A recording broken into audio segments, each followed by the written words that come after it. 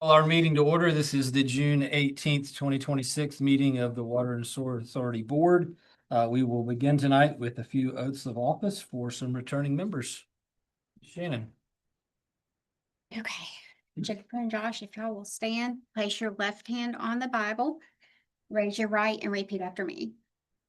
I state your name.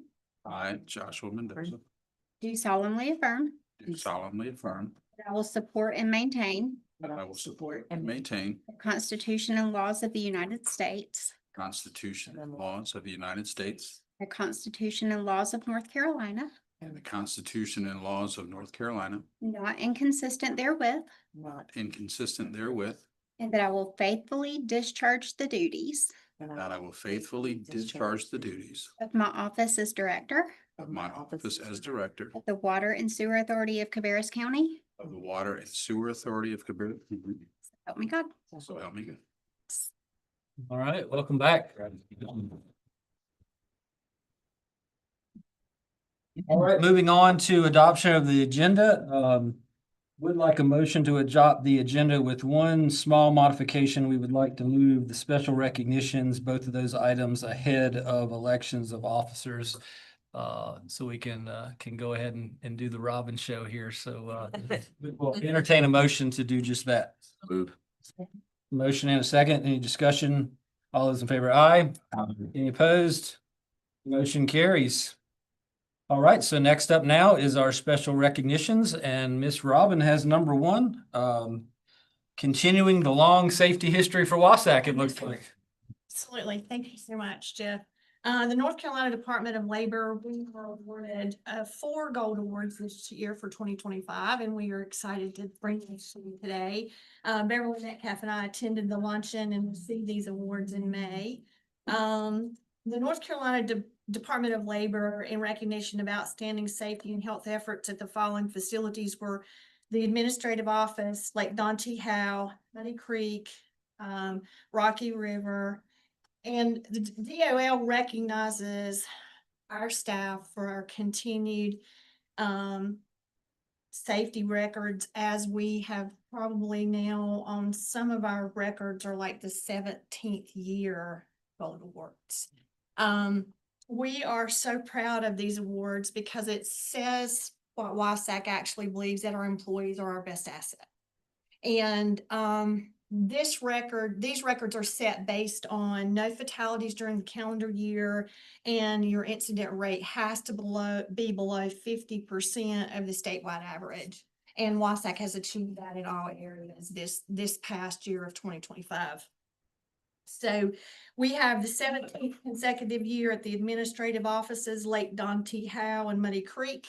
And this is our 2nd year at Rocky River.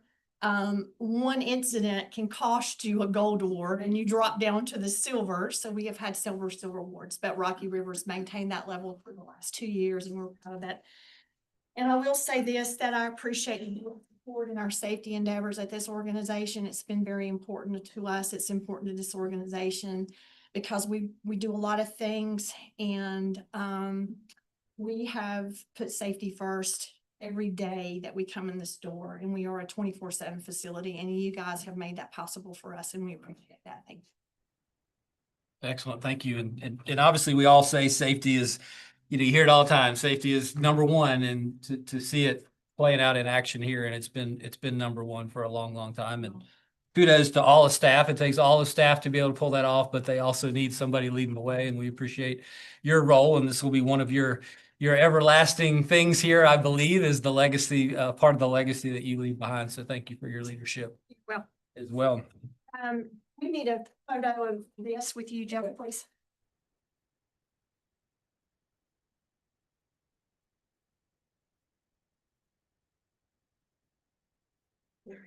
Yeah, thanks, Jeff. You're welcome. Don't go too far.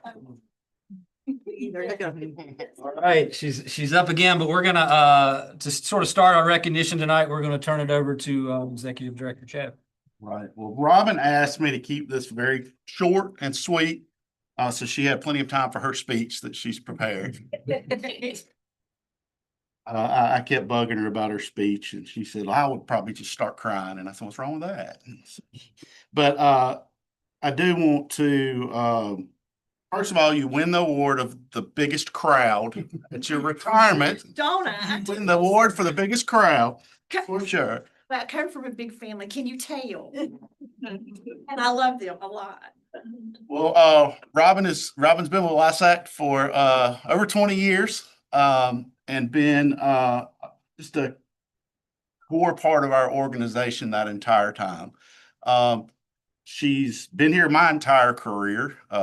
When I first started here, I didn't have kids, and I got one that graduated high school already. So we've been working together for quite a while now. It's tough to measure the impact you've had on our organization as a whole. We speak about safety. We talk about the culture of just that kind of being a fine line between work and home. And that's something that I think at WSAC, our employees truly value to have our employee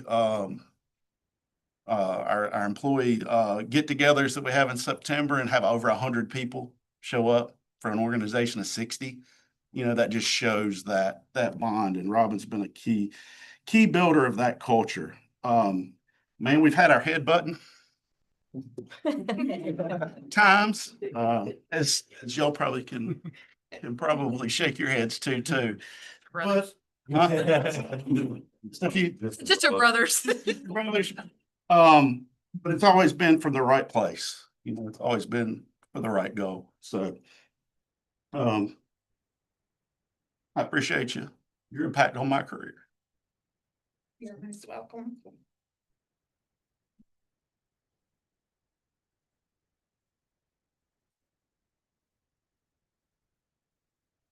I did tell Chad I was not going to win class, so y'all can do it. As I told him, I said, don't you say a whole lot because I'll ugly cry and I'll be like, what's wrong with that? I said, well, I want to. Just quickly to tell you how proud I am, my husband of 25 years in September, who's sitting behind the door, make you look at him. He and I have had a great marriage, and of course we've had a rocky road sometimes, but it's never been so rocky that we couldn't overcome whatever was going on. Eric and I do not have children, and WSAC has been my baby for 22 years. I've lived it and I love it. My family that stands behind you here has always been very, very important to me. My baby brother is standing right here beside the redheaded lady who is my oldest niece, and my oldest brother, who just retired in May, is standing over there on that end of the room. And I don't have any sisters. I have another brother who unfortunately is not here tonight, but we have always been very, very close.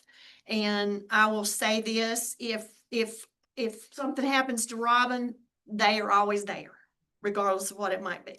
And so is that family standing with them. So I'm very appreciative of my family and their support.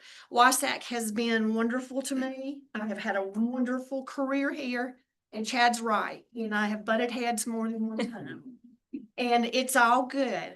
Like I said, I'm extremely grateful for the career I've had here, and I will always love WSAC. So it will always be a part of who I am and what I stand for. And I've served in this community and will continue to do that as I move forward into retirement. So y'all are going to see me again, I'm sure.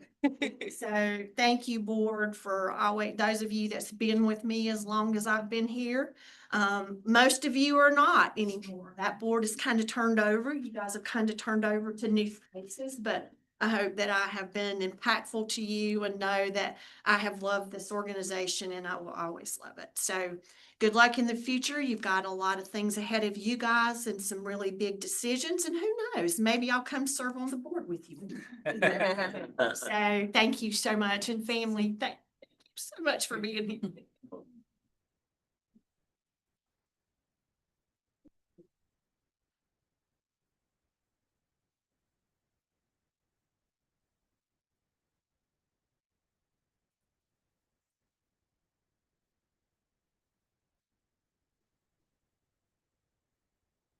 Eric, you're gonna have to find another babysitter now. We're not gonna babysit her anymore, so. We got it. We gotta take. So clean yourself up. Not to make me say much, and then I don't.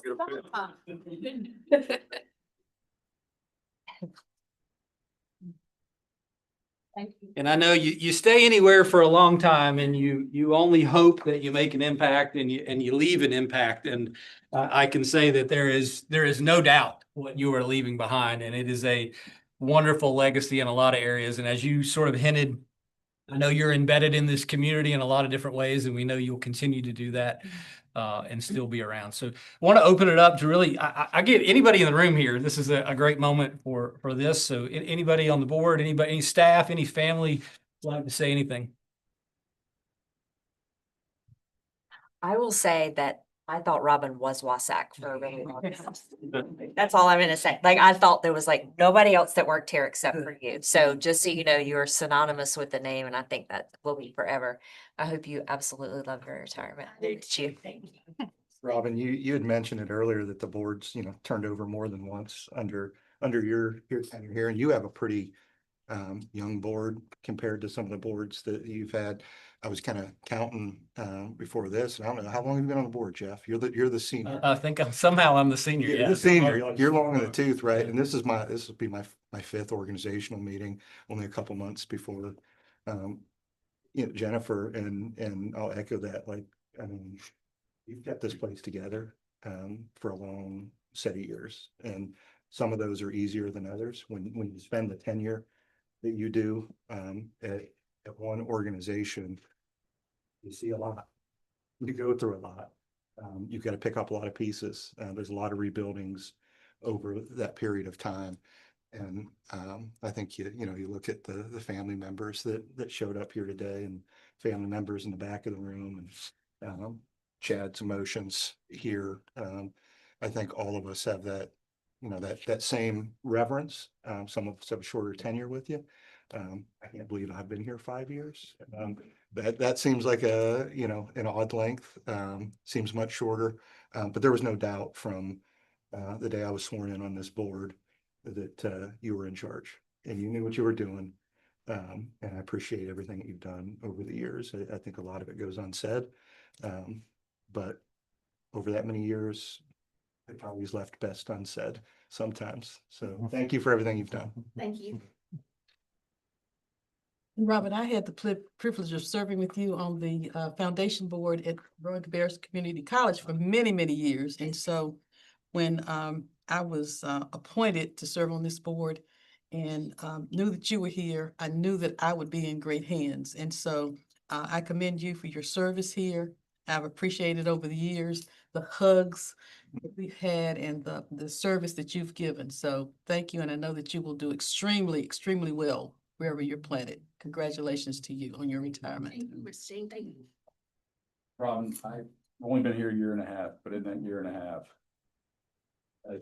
as everyone else has said, it's very clear to see what you work. And I think the most outstanding area that I saw it was on my tour of Rocky River.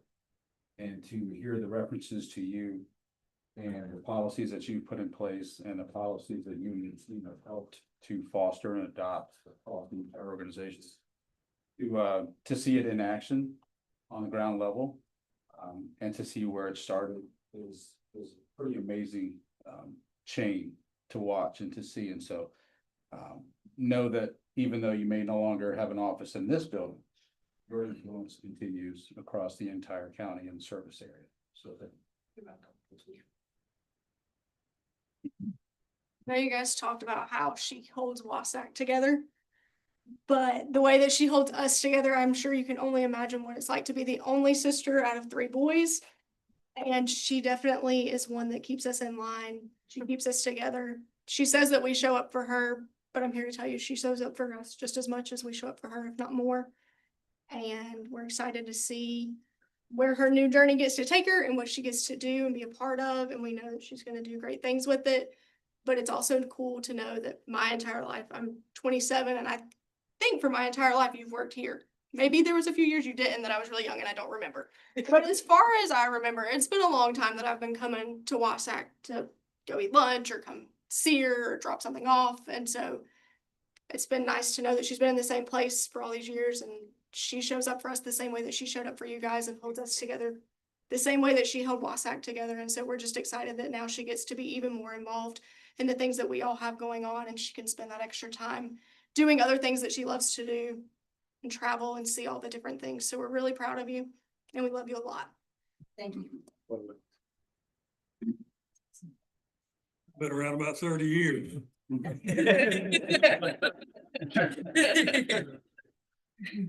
Find you a job. Yeah, she's coming to work with you.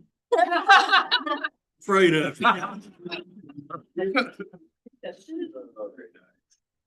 Well, Robin, thank you. Doesn't seem like enough, but thank you and congratulations. Excited for what's next for you and how you'll spend your time. And again, just appreciate your service here for all these many years.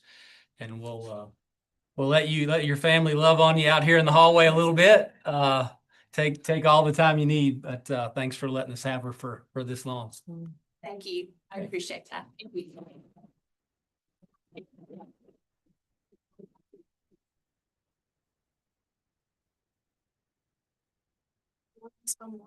Glad to have you. I think I was gonna get a parking spot. I had to Uber. Oh, that was Shannon. Yeah, yeah. I didn't know. Across the street, the big T. Yeah. It's traffic. Your chat. Yeah, you know.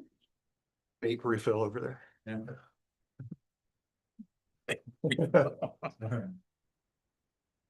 Well, that was great.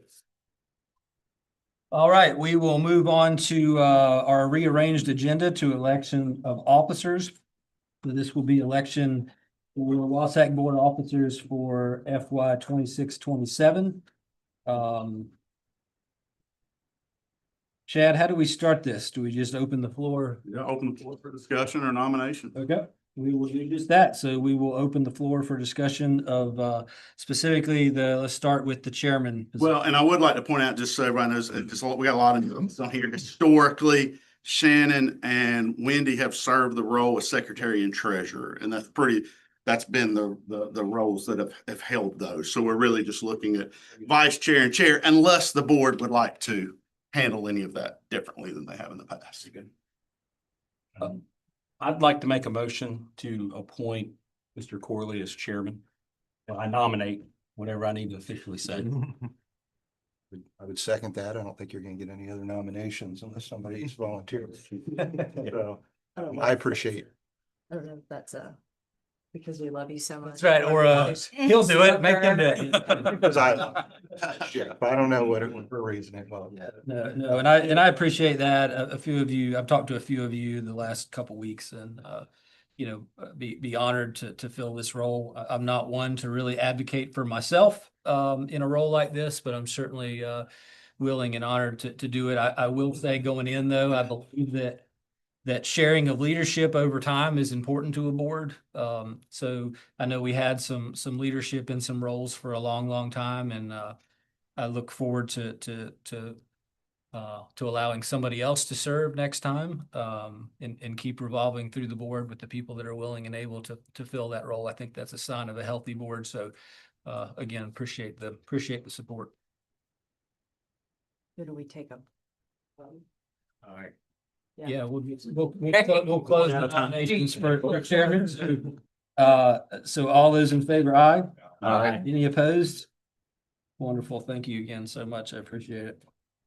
All right, next up, we will open the floor for discussions on vice chair. I would nominate Donham. I would second. Got a motion and a second for Rob. Are there any other discussion?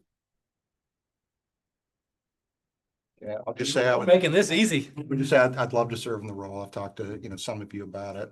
It's my 5th year as manager in Harrisburg.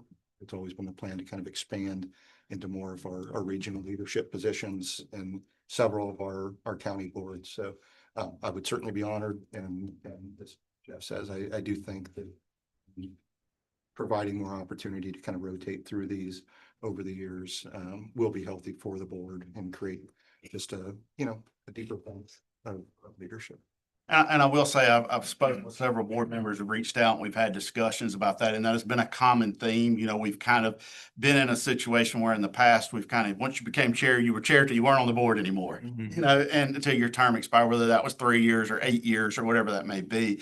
And I do think with as big of decisions we have going on into the future and as much impact it has on the jurisdictions, I think there's kind of unanimous feel if that needs to change a little more often. Just to keep engagement up and just to keep everybody involved. So I think that's a good thing for the board to challenge themselves for over the coming years is, you know, maybe you serve chair for 2 years, but then maybe it's time for someone else, you know, to fill that role. Nothing against the person that was in that role, but that was kind of No a shot clock on, Yeah. on Jet, and multiple years is fine. But I do, like I said, I mean, if you have more than a decade, it probably let somebody take over. All right, well, if there's no other discussion, we will, all those in favor of Rob for vice chair, say aye. Aye. Any opposed? All right, that one is done, and we will, is there any discussion on any alternatives for secretary and treasurer? Everybody good there? So we will entertain a motion to appoint Ms. Shannon Kincaid as secretary and Wendy Hagler as treasurer. Second. Motion and a second. Any discussion? All those in favor, aye? Aye. Any opposed? All right, congratulations to everyone. All right, we finally made it to the minutes. 20 minutes in. So we have the approval of minutes for our May 21st regular meeting. Are there any changes or additions to those minutes? I'll make the motion to approve them as presented. Second. Motion and a second. All those in favor, aye? Any opposed? Motion carries. New business, approval of Mount Pleasant Force Main and Sanitary Sewer Replacement Phase 1 pre-construction. Miss Mary. Hello, everyone. I'm glad there's a little buffer between Robin. Well, it's a hard act to follow. Right. Yes, so this project was identified in the 2022 master plan that Black and Beach did 4 years ago. So it's almost 24,000 linear feet of force main and then around 200 feet of gravity sewer. We're expecting it to be a 16-inch force main, but that will be finalized in the design phase when they look at the hydraulics a little bit closer. This goes from Mount Pleasant Pump Station 1, which is behind the Oldenburg neighborhood. It weaves through the Catawba Land Conservancy, hits a few roads before it gets to Pump Station 2, and then it travels along Cold Springs to Highway 49. So right now, the 8-inch force main that's out there is a maintenance headache, and it's also bottlenecking the capacity of the pump station. So this will give us future capacity in the area. We decided to go progressive design build on this project. It allowed us to have good partnership with our contractor and engineer from the beginning of the project. And then it will also help us with all of the easements that we anticipate needing through this area, and then also include the constructability of the design as we go through that process. So we're looking for approval to award the phase 1 project not to exceed value of 1.807 and change million. And then some key aspects of that value. There's nearly 450,000 that we've carved out in property acquisition. There might be up to 81 easements that we need, depending on the alignment as it gets solidified. There's a big expense in the surveying, doing 100-foot wide corridor through this length of 4+ miles. And then we have the Hazen Design, which is just over $500,000, and then some pre-construction services by BRS, which is 80,000. And we do have Drew with Hazen here and Will from BRS here. They've been good partners in the negotiation of this scope and fee. which will take us to a 60% design to a GMP, a guaranteed maximum price, to execute on the construction of this project. Stop there. Questions? Any questions for Mary? It looks like we pulled, right away and stuff from an out year. So we need the, budget amendment for this. Does that affect? I wasn't able to look at kind of like the full scope of the cost. Is it still projected within the CIP budget? So we'll be doing a capital project ordinance in a subsequent item for 10.45 million. And that's with state grant funding from the fiscal year 23-24 appropriation. So we're anticipating that that budget is healthy for the project, but obviously we would come back to you if you have any comments on it as design progresses. Is that what's in the current? Yes. Template? It's just kind of moving it over here. That's. And this is a challenging project for us because it's a utility corridor that WSAC is not used to dealing with. We're not used to running roadside driveways, to this extent. We're used to running creek banks, and so gonna be a little bit different of a project for us, and definitely pretty front loaded with the surveying side of things and property acquisition. And that was a big concern of ours with trying to acquire 81 parcels and trying to have all those buttoned up and everything complete before you could go out to bid, to even to get your contractor identified. We just worried that was going to be an extreme drag on schedule and getting this project moving forward. So, we feel confident it's the right delivery method. All right, any other questions on this item? Hearing none, we will entertain a motion for approval. Second. Motion and a second. Any other discussion? Hearing none, all those in favor, aye? Aye. Any opposed? That motion carries. Thank you, Mary. Thank you. Up next, approval of design services for Wolf Meadow Branch Parallel Interceptor, Mr. Thomas. Sir, Mr. Chair, members of the board, I bring another conveyance project to you. This one's a gravity line instead of a force main, but in an area of growth as well.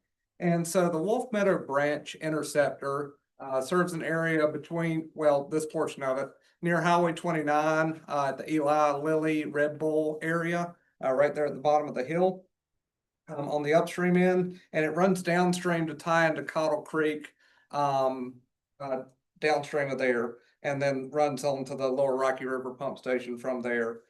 So the diameter of this existing interceptor varies from about 15 inches on the upstream end currently to 24 inches on the downstream end. There is a lot of interest and growth in this upstream area, particularly that Eli Lilly Red Bull area. There's a lot of open land still in that area. And so we do anticipate more growth up there. And we also have a hydraulic issue, a really flat line, which isn't great for conveying flow under a set of railroad tracks. So this line was put in the early 80s, and that section out the railroad tracks can use some work to help that flow better through there as well. And so what we anticipate on a preliminary level is a 24-inch parallel interceptor. We will refine that during design as far as the sizing is concerned on that, looking at condition of the existing pipe, all of those things. We did advertise with an RFQ for this effort, a request for qualifications. We received 6 statements of qualification. This was really competitive. I got those in early May. We completed that evaluation. And then following that process, we recommended moving forward with the CJS team. And so the CJS team developed a design services proposal for this work with a not to exceed amount of $482,000. And so this project, in contrast to Mount Pleasant, is a traditional design bid build job. And so this job, CJS would design to 100% design documents. We would bid the job to a contractor, and we would follow the process from there with the contractor. We would bring that bid from the contractors, back to this board for your consideration at that point. And so we recommend moving forward with this parallel interceptor project for Wolf Meadow Branch with the CJS team. I do have Chris Winley and Nick here. Chris is our project manager and is the C in CJS. And so they're here if you have any questions for them as well. Good. Any questions for Thomas on this project? I had a question on why we went with the design bid build on this one as opposed to design build. Sure. Previously. Sure, that's a good question. So on Mount Pleasant, the easement acquisition piece, just crossing what seems like 1,000 driveways out through there, is going to require a lot of early coordination. The easement acquisition piece here should not be as tricky. A lot of it is along that Red Bull property through there on the upstream end. And then the railroad tracks are just a few parcels kind of tied up with that area down there. So that's why I asked, because it's the railroad.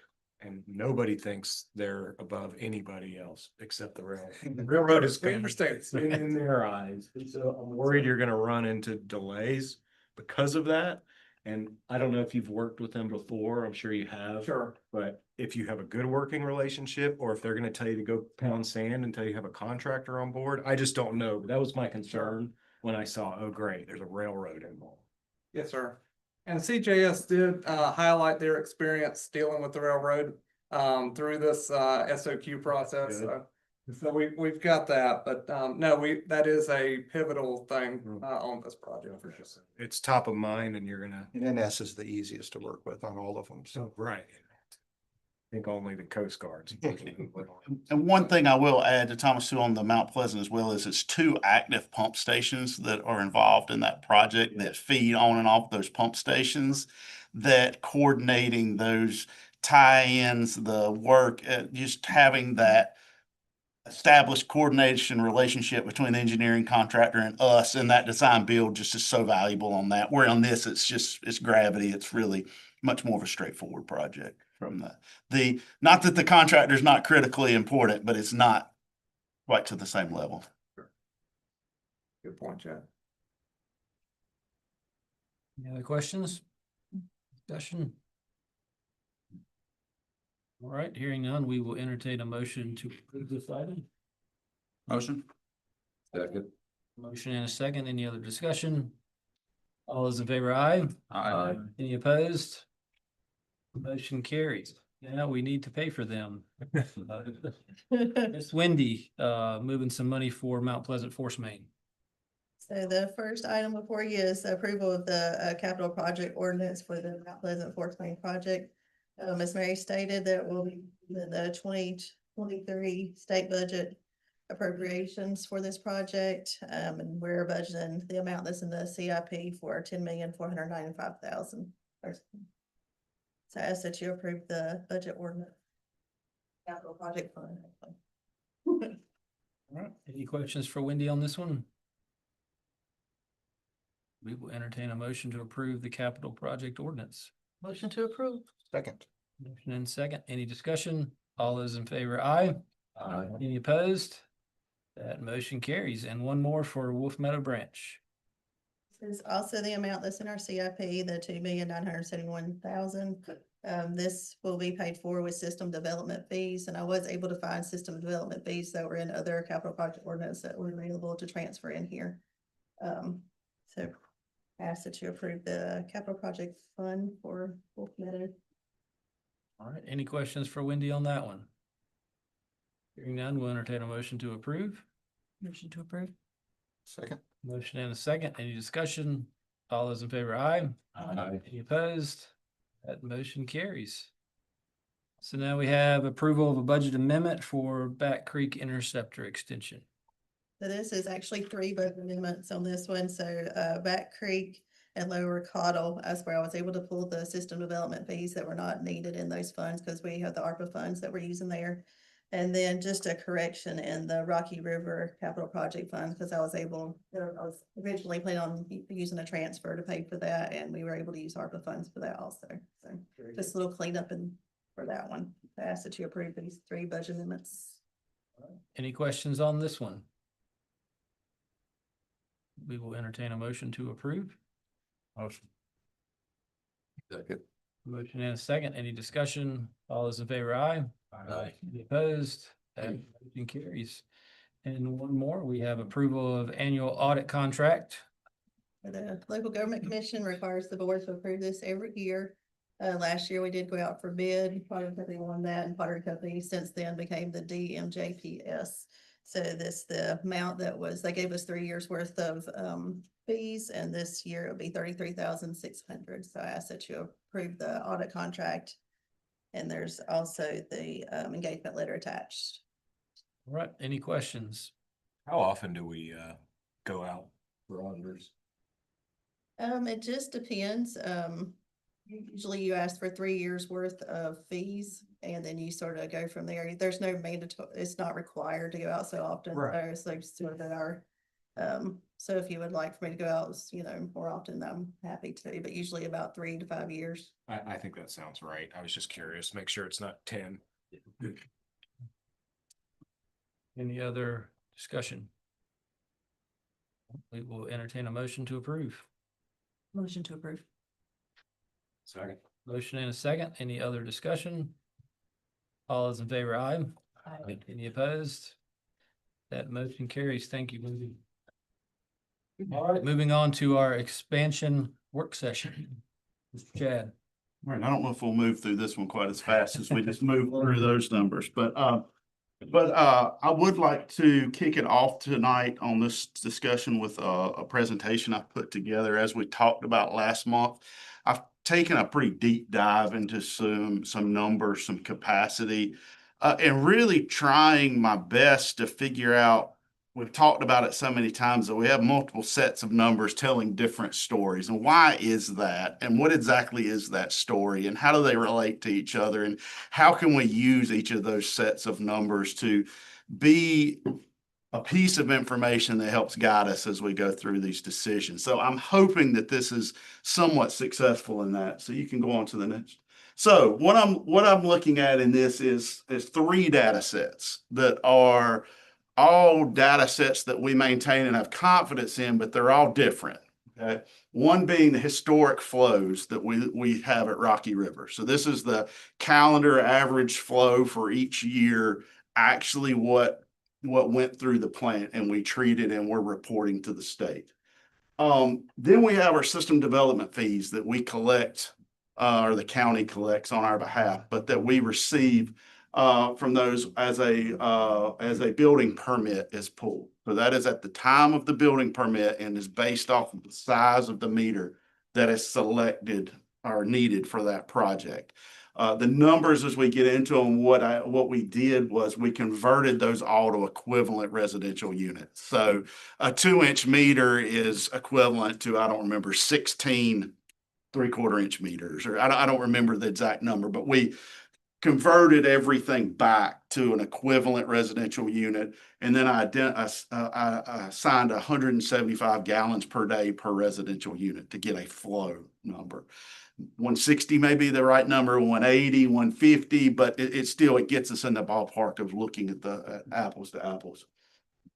Then took a look at detailed flow acceptance numbers. What are we actually accepting? All right, so this created the 3rd data set and gave us 3 points of growth, 3 rates of growth, 3 changes over a year that are all wastewater numbers, but they're not really related. They're separate data sets.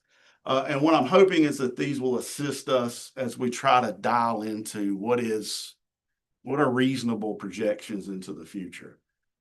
So, important things to consider. Rain and the company I&I have major impacts on the flows at Rocky River, and that's tough to quantify. So that when we look at the average plant flow, we're looking at true flow, that's a flaw, okay? Yeah, rainfall impacts that. Flow accepted numbers provide a future look at capacity, say 1 to 6 years out. And the requirements for calculating flow acceptance values result in very conservative flow projections. I'm saying 50% plus conservative, even now that we're at the 75 gallons per day per bedroom. It's still very conservative. System development fees are a more moderate look into the future. So that's when that building permit's pulled. So that means that flow is going to come online in say 3 to 18 months. is when that flow is going to hit. And it's still a little conservative because, as I said, I used 175 gallons per day when that number is maybe more like 140, 150. So it's still a little conservative, and we want to be conservative in what we're looking at. So, so actual flow. So as I said, actual flow at Rocky River is typically from the previous calendar year and is a look back and can be impacted by weather. So what I'm saying is these are all three data sets. They all three have their issues. They all three have their reasons to have some concern over them, that it not being able to us to look at that one data set, that's the number. They all have a little bit of issues. So here when we look at wastewater flows, I've gone back 20 years, went back to 2006 to really look at these patterns of what we see happening. One thing I find interesting when you look at it from this standpoint is you typically see 4, 5, 6 years of really flat flow growth, and then you'll see a jump, and then you'll see some flat flow growth, and then you'll see a jump. It's weird how it doesn't just make, it doesn't make that steady climb, which would make it easy for us to predict into the future if it would do that, but it doesn't. What I looked at when I look at system-wide, the entire, Rocky River plant, what comes into the plant, if you look over the past 10 years, we've been growing about 524,000 gallons a day. Has been our flow rate. If you go back to 20 years, that drops to 381, which makes sense. The 20-year captures the housing shutdown of 08, 9, 10, 11, when really wasn't a lot happening, so it really makes sense that number would be lower. And then we all recognize that the past 10 years have and included some pretty wet years, that we experienced and we went through. When we look at Cabarrus County only, when we exclude Charlotte water and we're just looking at connections within and flow within Cabarrus County, that flow increases 436,000 gallons a day, or 263 if you look over the past 20 years. The bottom right hand, I would like to note, if you notice on the graph, the 19.57 number is the flow to date in 2026. We all know we're dry. That's no surprise to anyone. But if we were to include that and move those numbers forward, our growth rate for the past 10 years is 254,000 gallons a day, not 524,000 gallons a day. That is the struggle that I say, that weather impacts these flow numbers so much that you can't look at just 1 year of data. You can't look at 3 years of data, and you can't look at it as your only source of information, because 1 year, 2 years can dramatically impact these numbers. But you do feel confident when you start looking at a 10-year window and you start looking at it, you gain a little bit more of a buffer on that. So that is our first point of information, of data, and that is that Cabarrus County, past 10 years, we're growing about 400, 425, 450,000 gallons a day is about what we're growing prior to this year's data.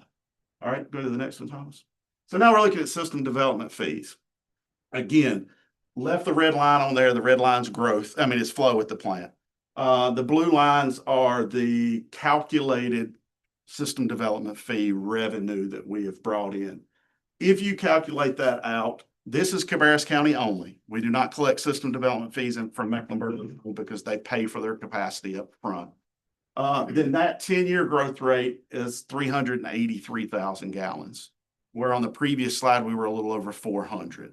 So that gives you two separate data sources that give you a very similar number that that starts driving you into the fact that, like, all right, well, this is getting a little more accurate. If you look 20 years, again, it drops down to 325 gallons per day over a 20-year period. All right, Thomas, you know that. So then we look at flow acceptance. One thing I'd like to point out, several sources of data here. 21 was a huge number. 2021. This is from, I think, several factors. One, this was the very end of the first come, first serve, and we had quite a few projects sliding in at that point in time. We also, at that time period, had Red Bull and Eli Lilly come online or do their original request in 21.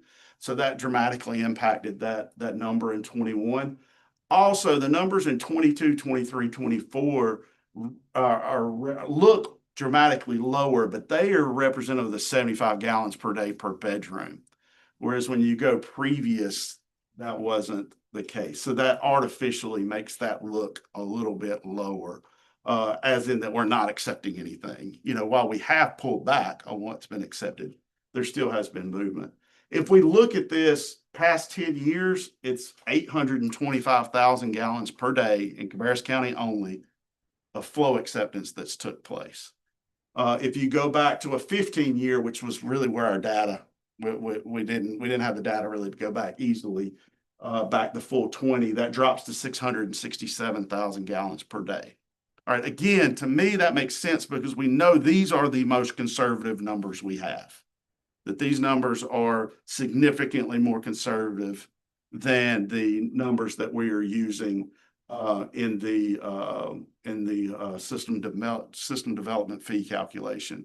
So the system development fee calculation equates up to about 50 gallons per day per bedroom, whereas these are at 75 gallons per day per bedroom. So that's where that about 50% kind of number comes from.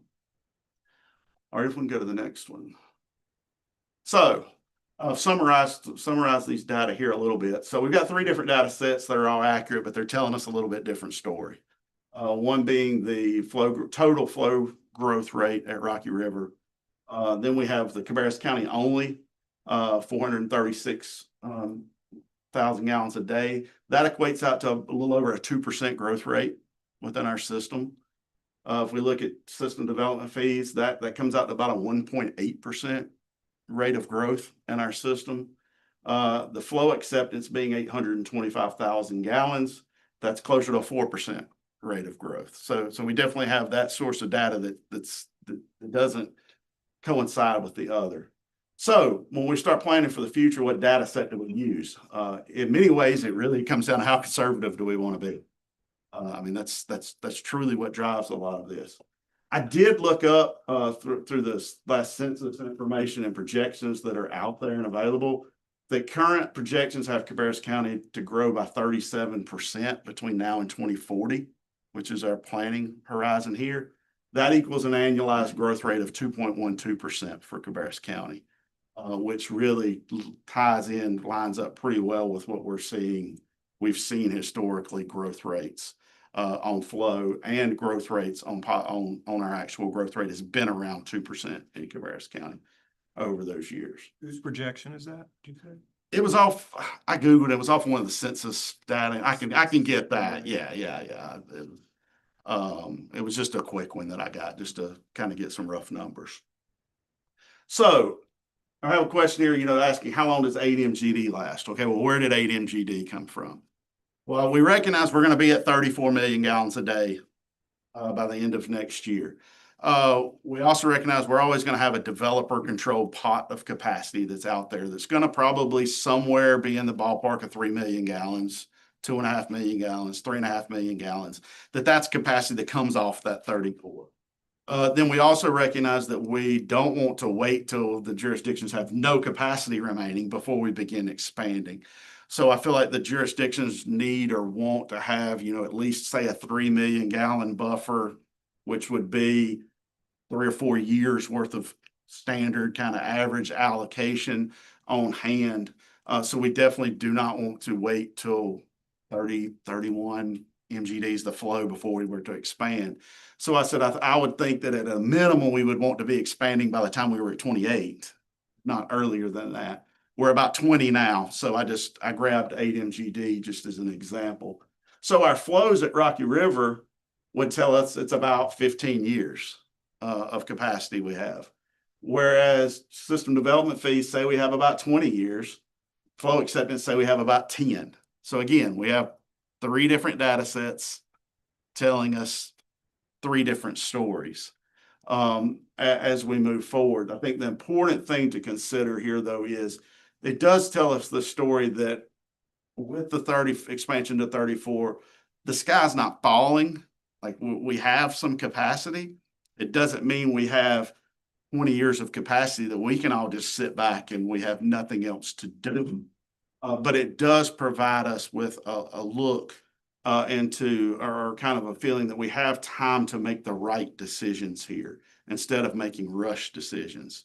One thing that it did really point out to me was that WSAC, myself, Thomas, Wendy, us here at WSAC, we really live in the data sets that are plant flow and system development fees. That's what we see. That's what we experience. That's what we really live in. Whereas as jurisdictions, you guys live in the flow acceptance world. That's where you live.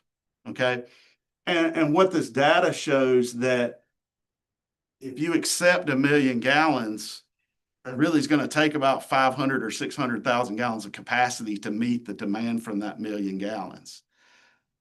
So that's a real truth that if you look and you lay out all these subdivisions and you lay out all these commercial developments and you lay out all this and it says you need 1 million gallons, that the actual capacity of the plant that's needed to support that in the future is about half that, maybe 60% of that.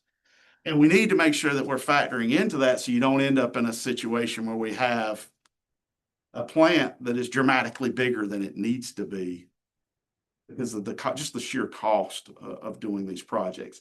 So I put all this together as much for my mind, but also for your minds to kind of start trying to figure out why these pots, why these data sets are different and why they tell such a different story. So I'll be quiet, let you guys ask questions.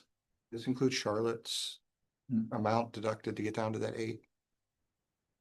Great question. So with the 8, that's a wild card. That is a wild card that has to be factored in. We finally have got some traction with having some conversations with Charlotte. And that is a goal of Thomas and myself to try to, over the next month or two, to draw out of them when we expand, what are their projections? What are their needs to the future? And we're at least talking now. We've at least got somebody that will return emails. That's the first step. That's a first step, but that's a great question that's going to be a factor of this because it greatly affects it. Do they see themselves wanting 1 MGD over the next 15 years? Do they see themselves wanting 3 MGD? It's going to greatly affect these calculations. This 8 that you have is up to the 34. This is up to the 34, not 36. And you know, if you go back to like wet weather flow, yes, it's a lot different, right? Correct. You know, you keep hearing this, right? 5th driest in 135 years. Yes.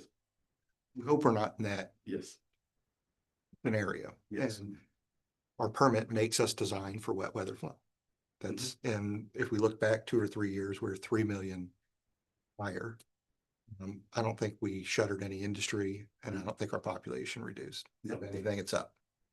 So we know we have at least 3 million wet weather flow built into there as soon as it starts raining again, going up to 22.3 or whatever that top number was, plus whatever we've brought online the past 3 years. So that number next summer can be 24. It could be. And so it'd be good to kind of bracket that worst and best case for me. Okay, best case, we're at 19.2 or whatever that is, and we're going up to 34 that I'm permitted to, and you know, we've solved all the I&I and wet weather doesn't affect it. Okay, then we're at you know, one of these numbers, 10, 15, 20. If we use wet weather and assume whatever we've permitted over the next 3 years, what is that? And all of a sudden are these numbers 2, 6, and 8. And that's your worst case scenario under a wet weather condition. And then we can kind of make decisions, and it's not going to be wet weather and it's not going to be dry. We're going to have to account for somewhere in between based on what Concord and Mount Pleasant. And I would projecting. And I would say that these numbers are still what I would consider wetter weather flow, because I didn't include this year's data in that. So if I would have included this year's data, then the flow number on top would have been 8 million divided by like 270,000. So it would have been 25 years or 28 years. Yeah, I mean, we those years, but that 8 is from 19. It's from 20. It's from 20. It's from the, okay. 20. It's a little bit above that, but we've got a couple million there that we've just got to account for it's probably not at the full 2 million, 3 million, it's somewhere in between. Right. Yep, maybe we would grow at a different rate. But I think we're a lot better at understanding our growth now individually because we've all had capacity allocation to deal with. And we understand kind of at the jurisdiction level, what is a good Concord project versus a bad Concord project? And the same for all of our jurisdictions. You know, Harrisburg is tamping down on residential. Not pleasant. Hey, look, we haven't had, residential and, Ever. right, and ever, so that needs to come on. So it looks different for everyone, but knowing those brackets of, okay, in a best case scenario, I think that's where we're at. In a worst case scenario, where are we at? And help us understand what everybody needs. Yeah, I think the reality of where we are, I think, we've been talking about this for a long time, and where we have gotten is when we started these discussions, we had that 2 million, that 36, which I think we're still all, if that quick and easy comes around, we're all in, right? I think that's where we're at. And then we were working with we were talking about 9 million or even higher than that. And I think where we are is I think I hear that we're probably not going to get reasonably to the 9. So what that opportunity presents us with is having staff go back and engage Brown and Caldwell for some additional work to kind of figure out what are the opportunities, right? Is there a greenfield site idea that could be built that possibly avoids nutrients, that possibly reduces the need for some interceptor projects, some pump station costs, that we know if we keep pushing all this capacity to one place, eventually we're going to have to do a bunch of work to physically get it there. So I think that's the urgency, maybe, is rescoping what our options are. We talked about options, but there weren't any, I think, at that time that were in that kind of More predicted where conservative. we were going to end up, maybe. I think we've say it ended that up, way. say, more conservative, but I do think, right, as we've started looking at these numbers, I think 9 was, in my opinion, it was like, yep, it's 9, like minimum 9, and now we're like, I don't think we're gonna hit 9. So I agree. I think just in the discussions, and to your point, the data that we've been able to collect from a municipal perspective, and also the discussions that we've had, because you also have to tie the financial obligation to this and then passing that on to a like how, there's a political piece of it and a financial piece that had to be discussed. And I agree. I think we've ended up more conservative than what we thought. So we had talked about, kind of a goal of everybody coming back to this meeting with kind of their rough numbers. So it's probably as good a time as any. I know Randy had reached out to me and let me know that he had his numbers and didn't know if everybody had their numbers or everybody ready to put. Same. Okay. I did want to clarify it. So from Kannapolis' standpoint, our wait list is public and the majority of what's on the wait list is residential. So upon the distribution in 2027, we will still have over 400,000 or 500,000 gallons of sewer that will not be eligible for allocation just because we don't have it. And not all the projects are on our wait list. To get on the wait list, you have to apply and then reapply annually. Some of the projects they've just extended out their due diligence periods further out, give them some time on the contract. But they've elected not to submit on the wait list because they frankly know there's all these other projects in front of them and there's negative numbers beside them. So in 2027, the city of Kannapolis will still not have sufficient capacity to approve all the residential that wants to come. It's not our place to say whether it's good residential, bad residential. It's just their projects that have requested that we're not able to fulfill. And so I wonder if that's also reflected in some of those lower numbers in the past couple of years. The rates growing, I think, would be much higher. This is the exact same test case that we discussed in Harrisburg with, we've got a list of about, I think we sent over 1.8 million. Yeah. It's like, this is our 5-year and 10-year. And again, are some of those conditional rezonings? Sure. Some of them are by right and they don't have capacity. And so that becomes a fundamental problem. not just locally, it's becoming a statewide problem where people have a by right use and they're getting denied at allocation, and that's gonna end up in some legislation. So I do think that if you look at the difference between like flow acceptance and flows, that's the NCDEQ thing. But if you look at system development fee versus flow acceptance, I think that speaks to your pent up demand. Some of the other, it's just down sometimes for very good reasons, but sometimes just because we're just out of capacity. And we're prioritizing it based on a community need now, so other folks end up waiting. And the other thing I would mention too is I know we've got a wet weather reduction, or we're in a dry condition. I take it that it's not going to be recommended that, and I'll use 2 million because I think that's what we discussed, just throwing out a random number. I think the intent of the staff and the board would be not to release that 2 million allocation. It would be to hold in case it became wet again next year. We don't have the ability to hold. So WSAC can't hold capacity. So if when the wet weather or the dry weather true ups come, those will be released to the jurisdictions. We don't, the current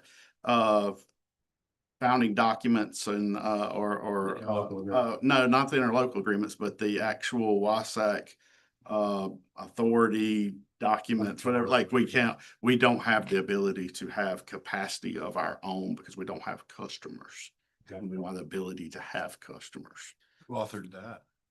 I don't know. That would have been a long time ago. William's grandfather. Yes. That would have been a long time ago. I'm just trying to find the authority source here. Yes. So, Because if it's us, then It's just the charter, so I mean. William, do you have, Change it, but I think do you have everybody. to add to that? Yeah, so it's not just WSAC, it's also just and we've gone through this before because we would have loved to have been able to have a pot, for example, for economic development. And so that was a big consideration by this board. We would have loved to have been able to allocate and keep it within WSAC. Because WSAC is a public water and sewer authority, we didn't have that capacity to make decisions based on economic development. Whereas the county and the municipalities have that statutory authority. And so our only options were to continue the first come, first serve, which we were at the time worried there might be a run on that and we run out of all capacity for all projects, including economic development. Or we came up with the idea to do the interlocal agreement and divvy up the capacity to the members, which is what we did. And I think that's been a successful thing because it allowed the municipalities to make their own decisions how flow was allocated. They were also able to do policies where they were able to carve out some and keep for economic development, which, I think everybody agrees that's been a good thing to have that capacity if a big employer happens to come into town. But unfortunately, we don't really have a mechanism to hold it ourselves. Now, what Chad and I talked about this week is maybe there could be a legislative option where we go to our elected officials in Raleigh and see if we can get some statutory help there. Because there could be some benefits to WSAC holding capacity both for rainy weather and also economic development. The issue right now is we just don't have statutory authority that allows that. so it's the statute.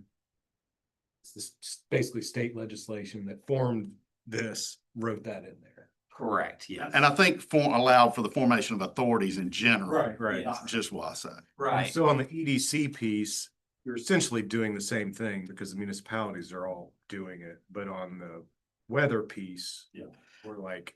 Right. So I see great value to us considering that option to be from a wet weather standpoint of there being, because as we've talked about before, you have all these inefficiencies of when you have all these buckets and everybody's I'm holding this little bit of reserve in case it's wet, and I'm holding this, everybody's got their own little bits of reserve where it would be more efficient potentially to have that WSAC is going to have a pot that could be, we're going to have it's going to be at least this amount, not more than this amount.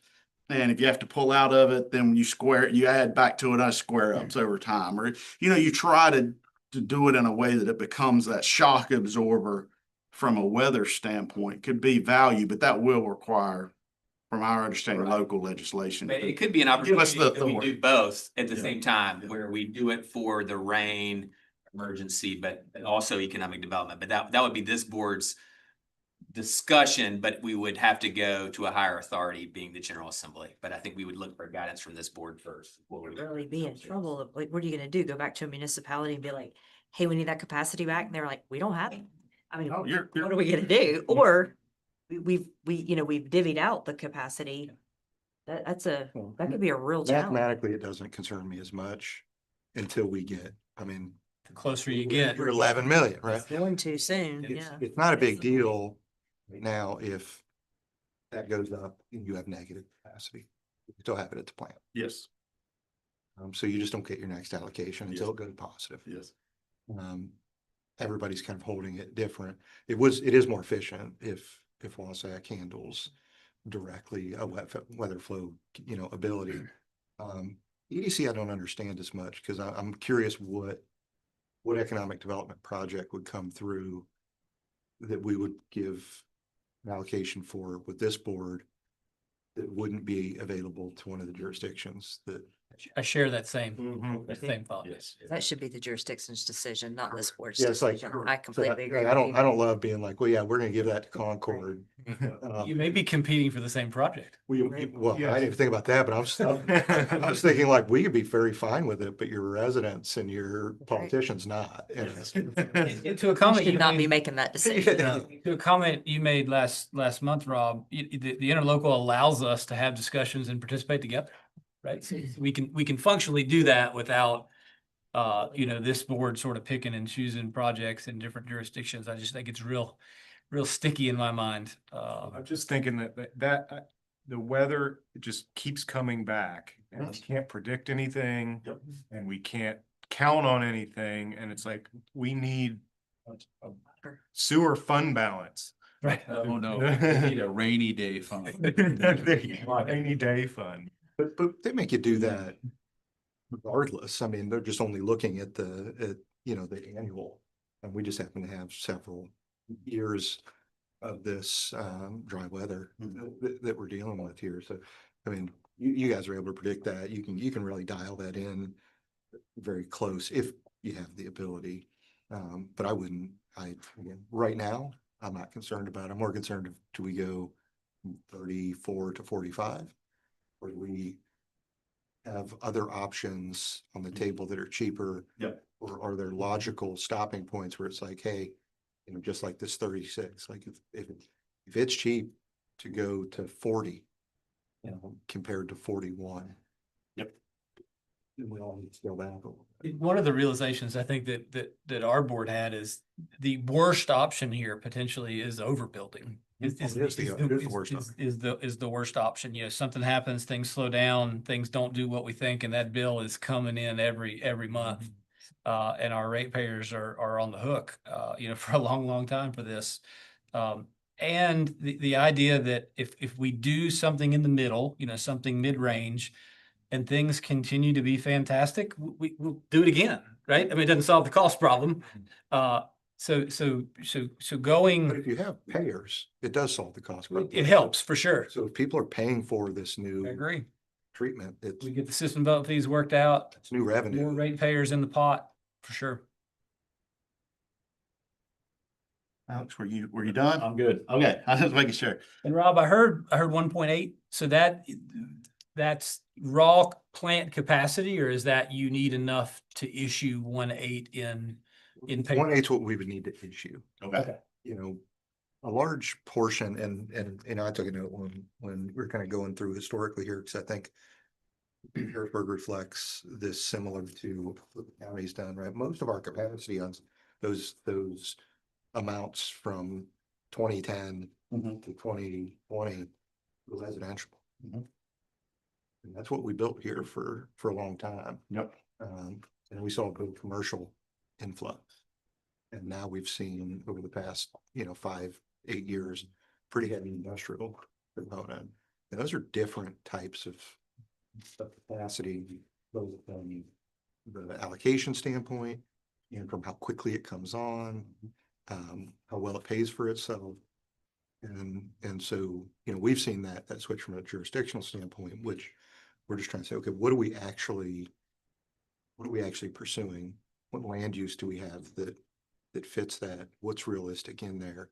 and who's interested. And that has shifted, like a lot of our 1.8 are requests that we have.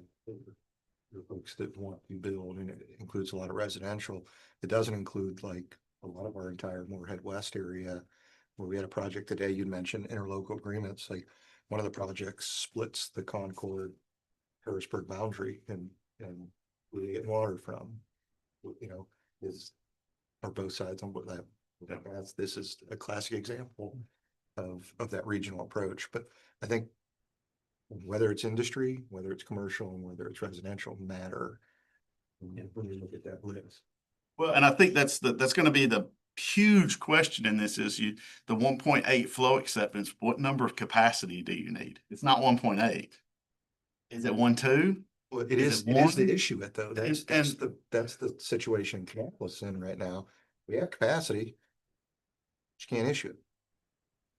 And If it's so, all ready to go, that's what you need 1.8 to go. right, now, hopefully you recoup that in lower usage, Right. especially if it's residential, we know we'll recoup some. of it. Right. But will we recoup any of the industrial? Or is that 100%? I don't know that answer, because Yeah. I haven't dealt with it as much. But it doesn't matter if we have all the treatable capacity in the world if we can't issue it. Right. Great point. And so I don't know exactly how we get through it. I feel like that's very solvable. It feels like a solvable issue. Right. We can treat it. Is it legislative? Is it paper capacity? Is it all these? Right. And I think that was part of my thinking when putting this presentation together and hopefully refining this presentation over time, is to be able to sit down with DEQ or legislators and be like, here's our problem. Okay. And this problem costs our community $100 million because it's infrastructure in the ground that we can't use, because we either have to overbuild it by $100 million. We have the capacity to allocate, but we're never going to, we're not going to use, we don't really need that much gallons per day, but we've got to build it just so we can allocate.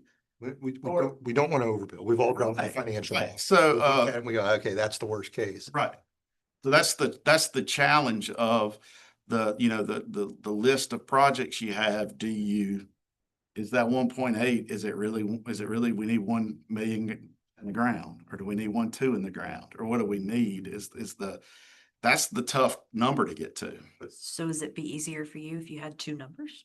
I mean, I know that maybe some of us don't know what the second number is when we know the first, right? Right. But I mean, Hard enough do getting the we- first number. I know, but do we I know. use an average of a percentage? I mean, I don't know, just to be able to Right, and that's give what, them some direction on. I think having 4 safety factors has hurt us. correct. Amen. So getting just that one number in of everybody's, and then applying whatever, Right. Percentage, you know, yeah. factor that we know historically, SDF versus flow acceptance is, 50% on the Yeah. board. So, we can make those type of becoming rough once we get it all into a pot. Right. There's just something that hurts me to my soul when I see 9 points. We have 9.7 years of flow acceptance. Worst case scenario, we might have 20. But you don't have any flow next year. Right. And so that can't be.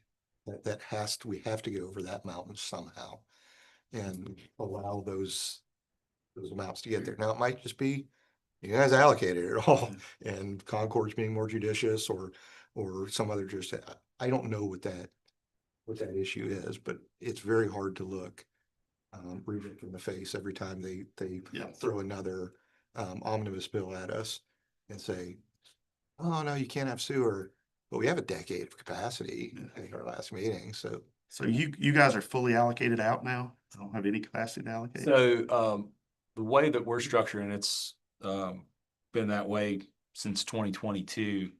The majority of our projects, we already have agreements with and phasing plans. And a lot of it was some of the residential projects that were hundreds of homes.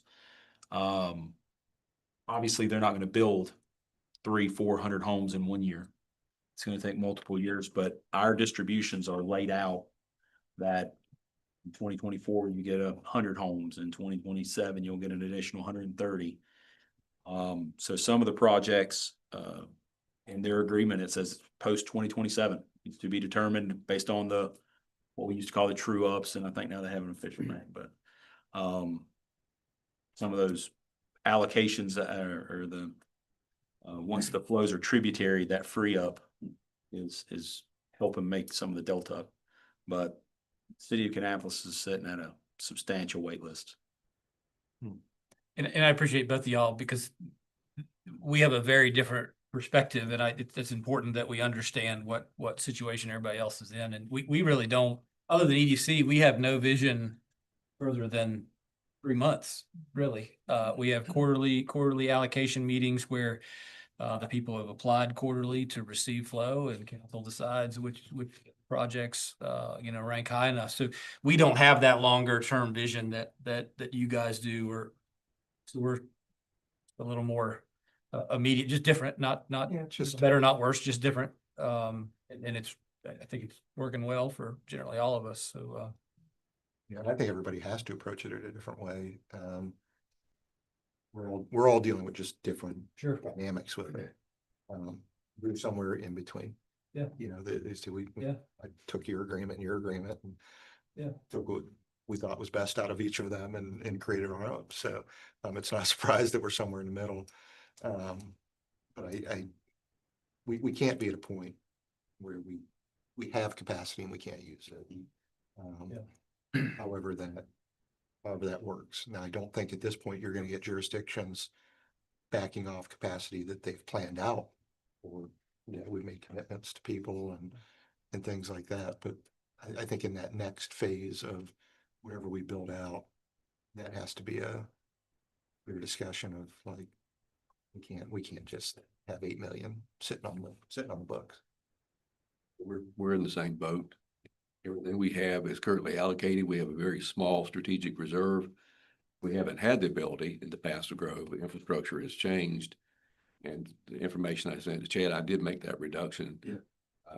We're about 325,000 a day short on what we're projecting right now. So I don't know how we're going to get there, but we haven't had the infrastructure in the past, and that's changed recently. And we have 600 acres right now being looked at by one developer that will do some really nice projects. But you get some projects, got a $60 million force main. Got the projects going. I just need capacity.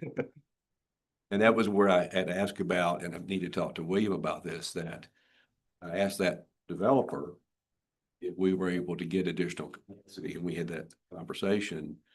Is it possible for that developer in a developer agreement to pay for that capacity that's being allocated to that development?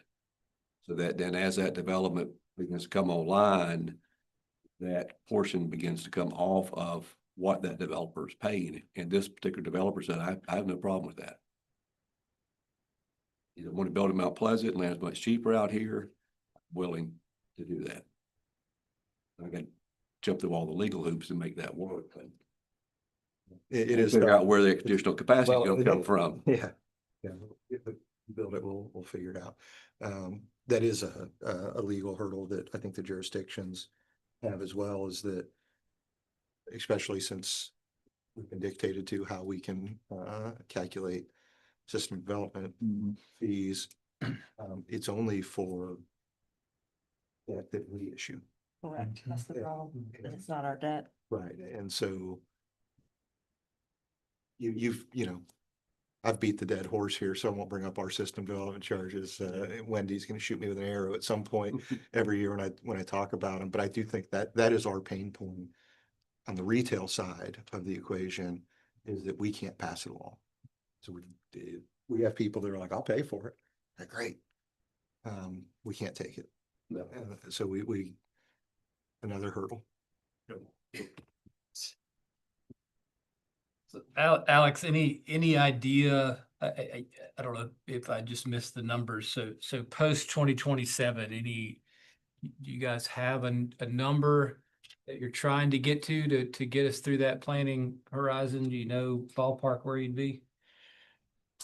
Yeah, so we are in the middle of finalizing our master plan update, and Part of that has a few different options. Yeah. The current option for sewer coming to Rocky River would be somewhere in the range of 1.5 to 2.5 in the next 10 years. Okay. That's the range. Okay. A lot of that depends on what Rob was talking about. Some of it is already by right, say R18. Some of it is mixed use or campus development, which could be a blend of commercial, retail. We've got some industrial that wish to build, some that were by right. Some of it's spec, some of it's tenant in tow. So hard to say where those spec industrials will be, but And again, that's kind of looking at it from a flow acceptance capacity, correct? yes. And And yours those was- are the only numbers we ran. And that's yours as well, from the way your spreadsheet was laid out, yes. You said our charge was to look approximately 15 years out. 2040, yes, around that time period. I mean, because at some point, you're gonna have to look further than that.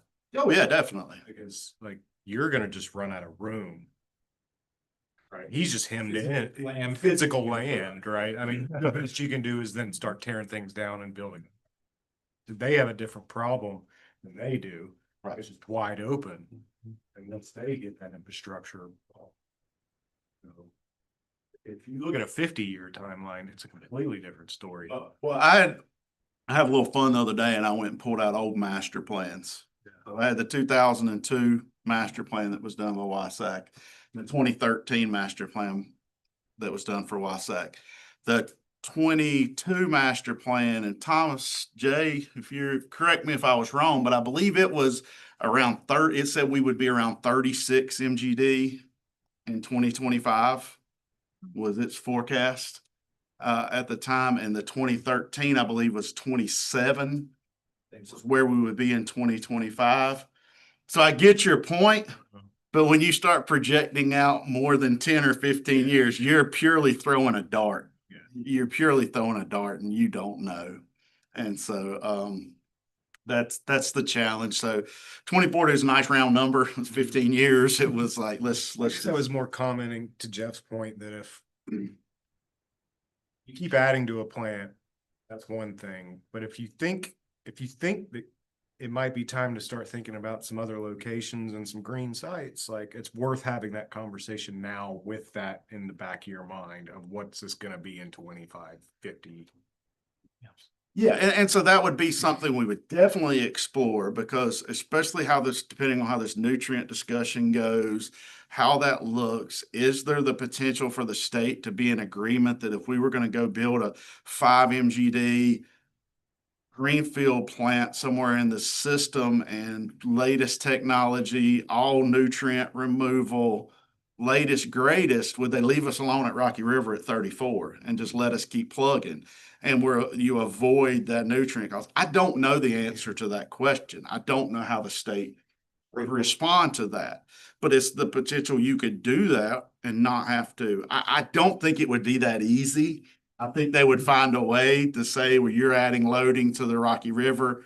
You've got to do something nutrient right wise on all of your load. I don't know, but all of that would be worth looking at again. And we've tentatively looked at all of that. So we wouldn't be starting from scratch.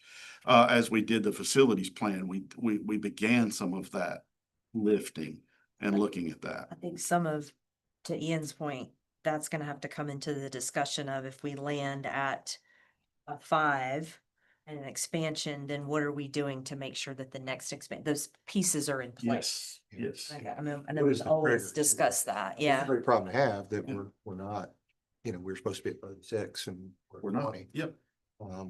Great. Right. Right. To keep selling more treatment and we don't have to pay for it. Right. But what trigger gets you to the next one so that we're not reacting? You're right. And it's like, okay, we're getting close to it. If it gets wet, then, then we're there. Yep. Question I have no idea. I haven't looked at the capacities lately, but how much capacity does Concord have that you're able to allocate today if you wanted to? Roughly. I don't know. I mean, a generous amount. And our board, I won't speak for Jennifer, we'll let her talk, but I think they've been more strategic in looking to make it last as long as we can in all sectors, right? So generally there'll be That's a good. handful of residential projects, handful of commercial, maybe some mixed use industrial along the way. I think there's a long history of doing just that, spreading it out over each sector. And I think that was the goal of the policy. And the only reason I asked was my follow-up was gonna be, okay, let's say you had a project at the grounds that was a one MGD that created a ton of jobs, that was exactly what Concord's been saving that for. Would you have the ability, and how would that hamper?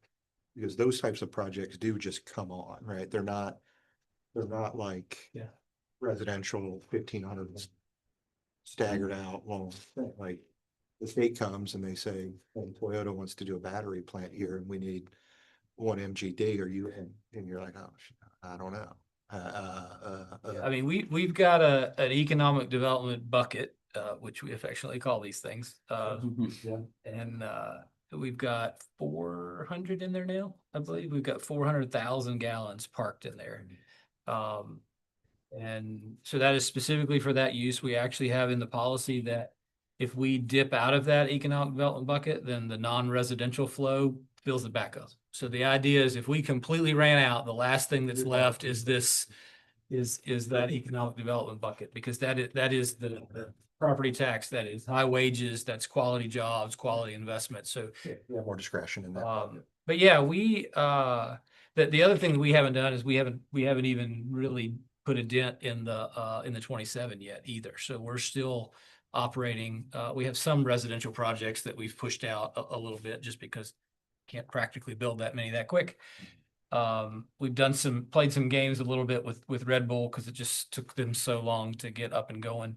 But otherwise, we haven't touched that 27. So the goal of the flow we had was to get us to 27. And then our goal of 27 was to get us to the 2 million. And then our goal of the 2 million was to get us, that was really, I think really the focus, to not ever really have to get in the position of saying no.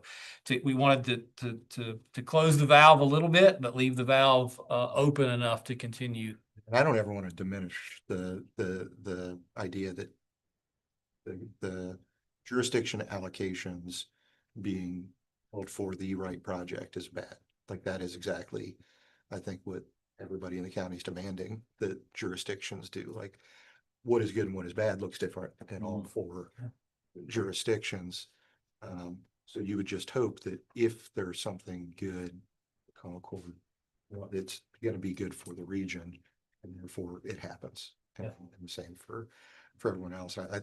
We haven't gotten to that scenario where we needed. I talked about jurisdictions can negotiate. Hey, well, we'll give it now. In the next allocation we get yours, but that keeps you moving. I think everybody in here has always been willing to do things like that. I just do get concerned, like when I look at the type of project Harrisburg has coming now versus what we had 4 or 5 years ago. It's not 600 home subdivisions. It's 500,000 gallon medical, industrial users. And you got 500? I'm like, I do. That's it. All of it. Well, I remember some of the discussions we had with Mount Pleasant early on, and when we were putting together that allocation plan were just that. It's like for a community that hasn't grown and maybe didn't want to, right? Not judging that. How do you now grow if you only get flow based on not growing? Like how do you solve that? So, I mean, to Ian's point, I mean, the changing environment, it's different for everybody, and it'll be different next year. It'll be different 2 years from now. What you're wanting, what you're not wanting, what you're trying to attract. So I think that's important. The good news, right, is we're getting out of that 5-year historical flow idea. Now it's bring what you want, get what you need, have some good decisions, and sort of maybe control your own destiny a little more than we did the first time. So what's Concord's number? So we off long enough, Jeff. Got it last month. We gave it to you last month. Three is our absolute top. Okay. So that is after the 36, right? So we've 36 is is not included in that, if that makes sense. It's not included. Correct. Okay. So this would be after 36 to get to that 2040. Atlas is the same way. So you're after 36 as well. Okay. So that is a big impact. If that Yes. 26, if the schedule of that gets weird, that could be a big impact. And as we said last month, if we have to move off of that 3, you know, if we add everything up and we're some weird number, we would prefer to move down a bit than to move up. Now, do you consider that an actual treatment number, or do you consider that a flow acceptance number? So we have looked at that as an actual flow number that will generate more paper capacity over that time. Does that make sense? So it would take more paper capacity than that. Correct. Okay, so that's what I thought you. Yep. And just to add those numbers, I appreciate you going through that. That's been the mind trick every time we have these discussions of understanding what really million gallons you're talking about. And we've fallen into that trap a few times in our discussions, but your numbers, we actually ended up at a thing very similar. We looked back as far as we could, and on average, what's the growth rate? What's the population? What's the flow over a long term, before and after the allocation process? And I think we were all shocked at how low the numbers were compared to what we thought they were going to be. Like, you feel like you were doling out millions of gallons just because of what you see and what we've been through. But the reality is, the good reality is, it's much more reasonable than that. And it also didn't change before we started this allocation process and after. Like, we benchmarked before because all the developers were like, well, when it was first come, first serve. And then we had enough data to look at the growth and we're like, nope, same growth rate. And then when you look at it as an elected, you're like, and we directed that growth, which in my opinion is we each get to shape our community in the way that it is.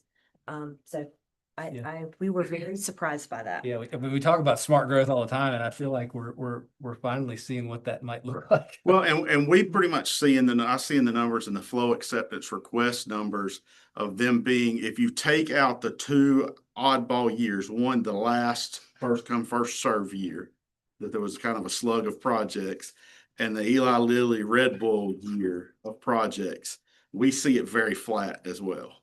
You would really not know, looking at those numbers, that there's been a change. We've seen it very flat. Same with traffic. Now, it is naive to think that it has not impacted some projects and some timing of projects, and that it has not played a role. It absolutely has. Without a doubt. It's tough to quantify to what level that is. And then if that was to become unrestrained again, what level or rate of growth would our community as a whole support, from a school, from a traffic, from a congestion standpoint? What rate of growth is our communities willing to support? Is another wild card in that. And then there's that delta of the information you provided, recently, of the approved units.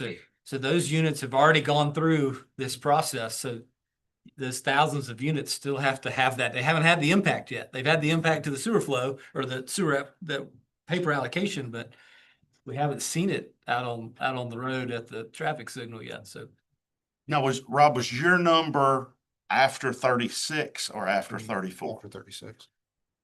This was after 36, and it was an allocation amount, not a. And Randy, I believe yours was as 34. Okay. I want to make sure when I try to go in and start tweaking updates 325. Yeah, that's what I thought, and so I just wanted to verify that. We also took a financial approach first, and my biggest question to our staff is, what can we afford without raising our rates beyond what we raise them now? So if we just did that lineal and never had to kind of have a year off, because we'll do rate reductions, right? And what could I get up to? And it was higher than that number by the time these things come on, right? So by the time we get to 36, and then go up to 45, we have to assume we're close to 36. If I have that many more millions of gallons that I'm billing for, that provides for this debt service going out. So we have a pretty rate stable model, but I started there and then I went and said, okay, how many do we have that I need to kick out? And, you know, for the most part, some of those have left and some others have come in from a specific name, but it's roughly stayed around that same amount for that 10-year look. What, I guess so my plan would be to take these numbers and try to kind of, bring them to an equal playing field. So what I may need to do is move some numbers back to 34 and take out what your percentage would have been and add to it and do some of that. Do we have a feeling of what is a conservative or reasonable adjustment to make to the numbers that we're saying was flow acceptance numbers that would moving that back to capacity numbers, or moving we need to get everything in the same type of number. So we either need to move your number out like a flow acceptance number, or the other jurisdictions' numbers back to get them in line.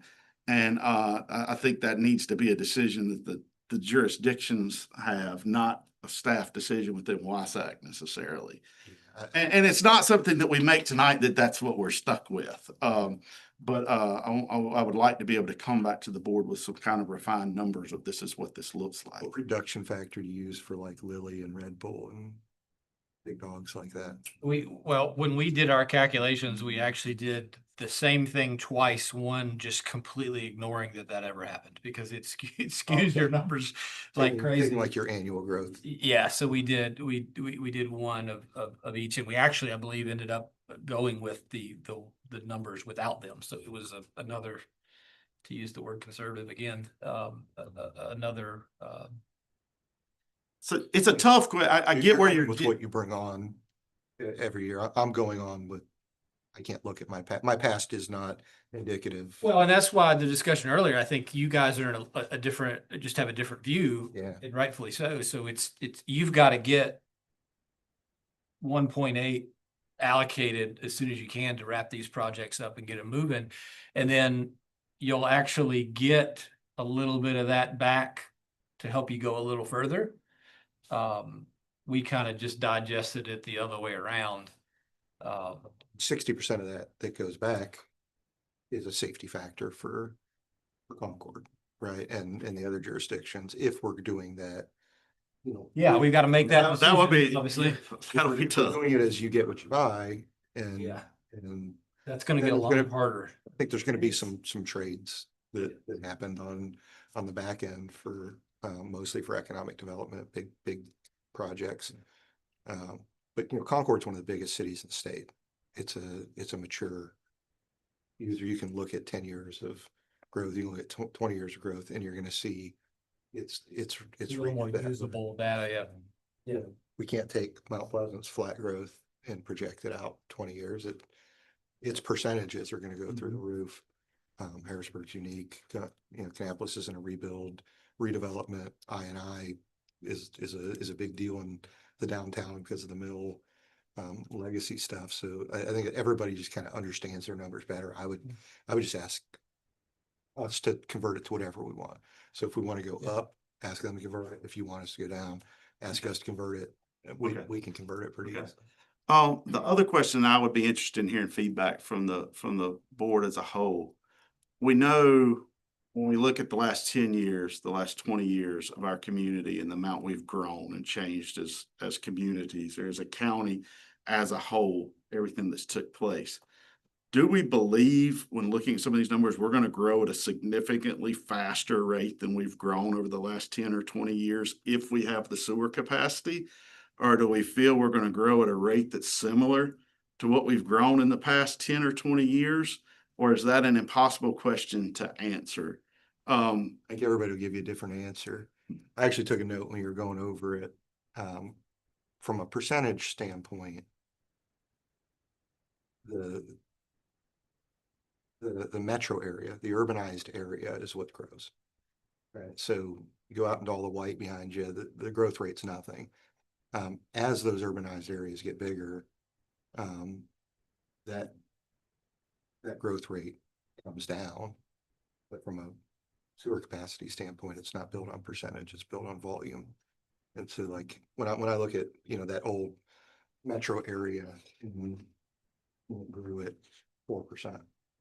Well, that's a much smaller denominator than the county as a whole. And so divided by the whole county I think artificially brings it down. And as that metro starts to take up more and more and more of the county, you're gonna see that be more of a direct correlation. So I look at that because we do that internally. It's like, okay, our growth rate is a percentage. When you were a town of 4,000, 400 homes is a big deal. 400 homes now is a much smaller number, but it's same capacity. I need the same capacity no matter what for 400 homes. So I don't, and maybe that's just because we're a smaller town. I don't love the percentage. It doesn't work for us. For Charlotte, Concord, Greensboro, those numbers work. Your percentages kind of even out as the denominator gets really big. But half our counties developed. And I think that's where we fall into. We're one of the biggest wastewater treatment plants in the state. Okay. So when we look at standpoints of our community is going to grow at 2 or 3%, then it's reasonable our flow is going to grow at 2 or 3%. And when you're at 60% of your capacity, you've got a long time till you need to expand. I agree. A long time till you need to expand.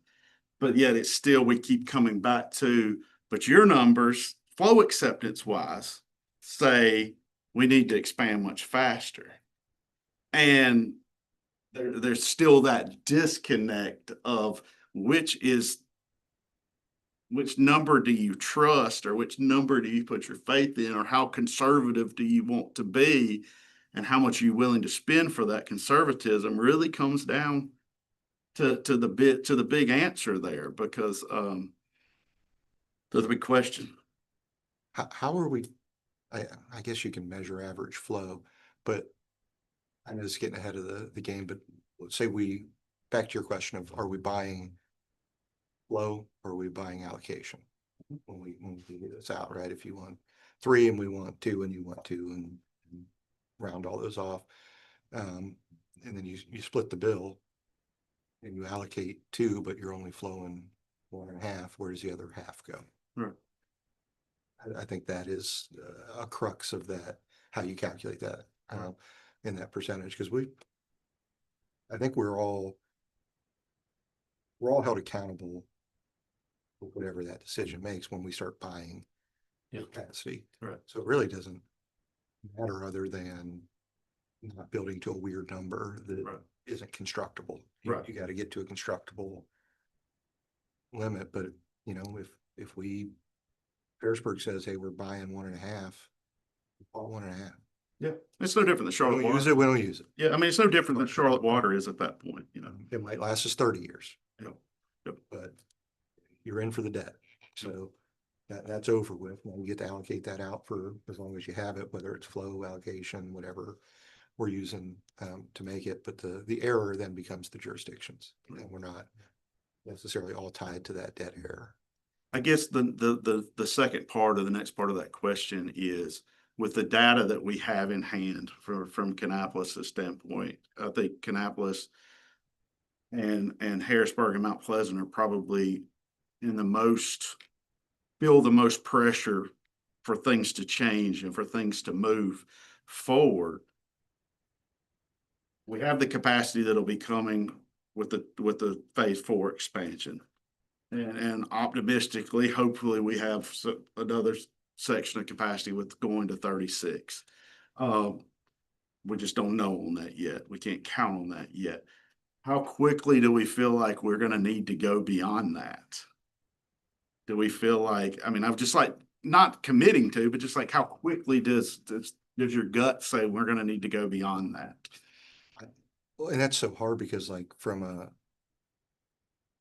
our allocation and from your allocation and from yours, it's a different answer. I know. Yeah. you know, you know, you need to go beyond it. Yep. You 27. Yep. At fiscal 27, they need to, you know, go beyond that. Right. We need to go beyond it. I think year 4. I think that's when we've got 4 more years of Beyond 27. yeah. Yep. And then we need to get to so if we approved everything. Right. Right. That's not the case right now, but theoretically, we want to. That's where it's at. Our biggest thing is we've kind of got, you know, we've got this Moorhead West area that's 700 acres. If I get, you know, Eli Lilly's competitor, and then they want to set up there and they need, you know, 800,000 gallons, I just got to tell them to walk. Mhm. I have it in the county. I know it's fundamentally good for the county. It's going to create jobs. It's going to be good for Harrisburg, particularly on taxes. But we know that's something that we want here. We don't have a mechanism right now to make that happen. We've got to try to buy that out of the 45 or 37, whatever, you know, we go up to. We're in a position to do that. Not everybody's in a position to do that. And so I think that creates some inequity just as you look at personally, it's like, okay, we're doing all right. We can use general fund money for that if we really want to, and then, you know, do some different financing techniques, but we've got options. I don't know that you need those options if we can figure out more of the interplay between the jurisdictions. For instance, you know, we're sitting here thinking about it. Is there an opportunity to say, okay, you guys need it right now. You're going to forego future allocations, and we're sitting on it. So we're going to send it over, understanding we don't need it till 2030, and we're good with that. Yep. But there's a caveat that if you get a big EDC project that comes through, we all got to come in here and figure it out. Okay, great. I think that between a jurisdiction and you know, that breaks some of that log jam. Something like that are just the things that I think we need to contemplate. Go ahead, Randy. We do have a target that we do not want to exceed a population of 5,000. So we're going to see some growth, and then as we're approaching 5,000, you're going to pump the brakes. So our board is very serious about that. So there's going to be a point where we're going to need the additional allocation, and then need it all. Right. Because they don't want to be 20,000. They want to be 4,500-ish, not to exceed 5, but we're sitting out about. Good luck. Your current board. But hey, the current community also has that same feel, so it's been a struggle. The new houses. How are they gonna vote? How are they gonna feel? Yeah. So that's kind of the target and strategic plan is to come in for landing somewhere in that 4,500 to 5,000 and try to stay there. So we'll ramp up and flatten, and again, who knows what the future board would do, but And where are you now, Randy? just under 2,000. So that number I'm giving you is putting it right there, right around 5,000 population. More than double. I think Muddy Creek is good. I know we're talking about Rocky River. I think Muddy Creek is going to be a really interesting case study. Geographically, it's really siloed, right? I mean, everything that can flow there is really down in the southern part of the county. And we've talked a lot about once all of this comes online and it starts releasing, right, with the water tower that's hopefully coming online soon. I think it's going to be interesting to see once that does open up, because I know there's some big land purchases that have been made down there, and a few things are pending, and they're going through due diligence, or they're going through review meetings and stuff. But I think it's going to be a great microcosm of maybe what the rest of the county could look like with growth rates and percentages, because that's almost like the Wild West right now. Once everything gets released and gets online, and you don't have a lot of varying municipalities vying for the same bucket, right? So it's I think it's going to be just a neat example to maybe even pull some, you know, look at it in certain ways, or pull some metrics out that you could extrapolate, you know, to represent, you know, some larger numbers with the county as a whole. It's just I think it's a unique opportunity to look at, you know, as we move into the next 2 or 3 years of seeing actualization of previous flow acceptance. And I guess I ask a lot of my questions from the standpoint of being sensitive or trying to be aware of the standpoint that if significant investments are made in wastewater infrastructure, similar type investments have to be made in water infrastructure. Similar, actually multi times more investments need to be made into the building schools. Can't afford any school. And so, I mean, does our community support building those schools that are needed? I looked back in the last 20 years. Not allowed to deny projects on schools. Yeah. But I mean, like in the last 20 years, there's been 4 high schools, 6 middle schools, and 9 elementary schools built in Brazos County.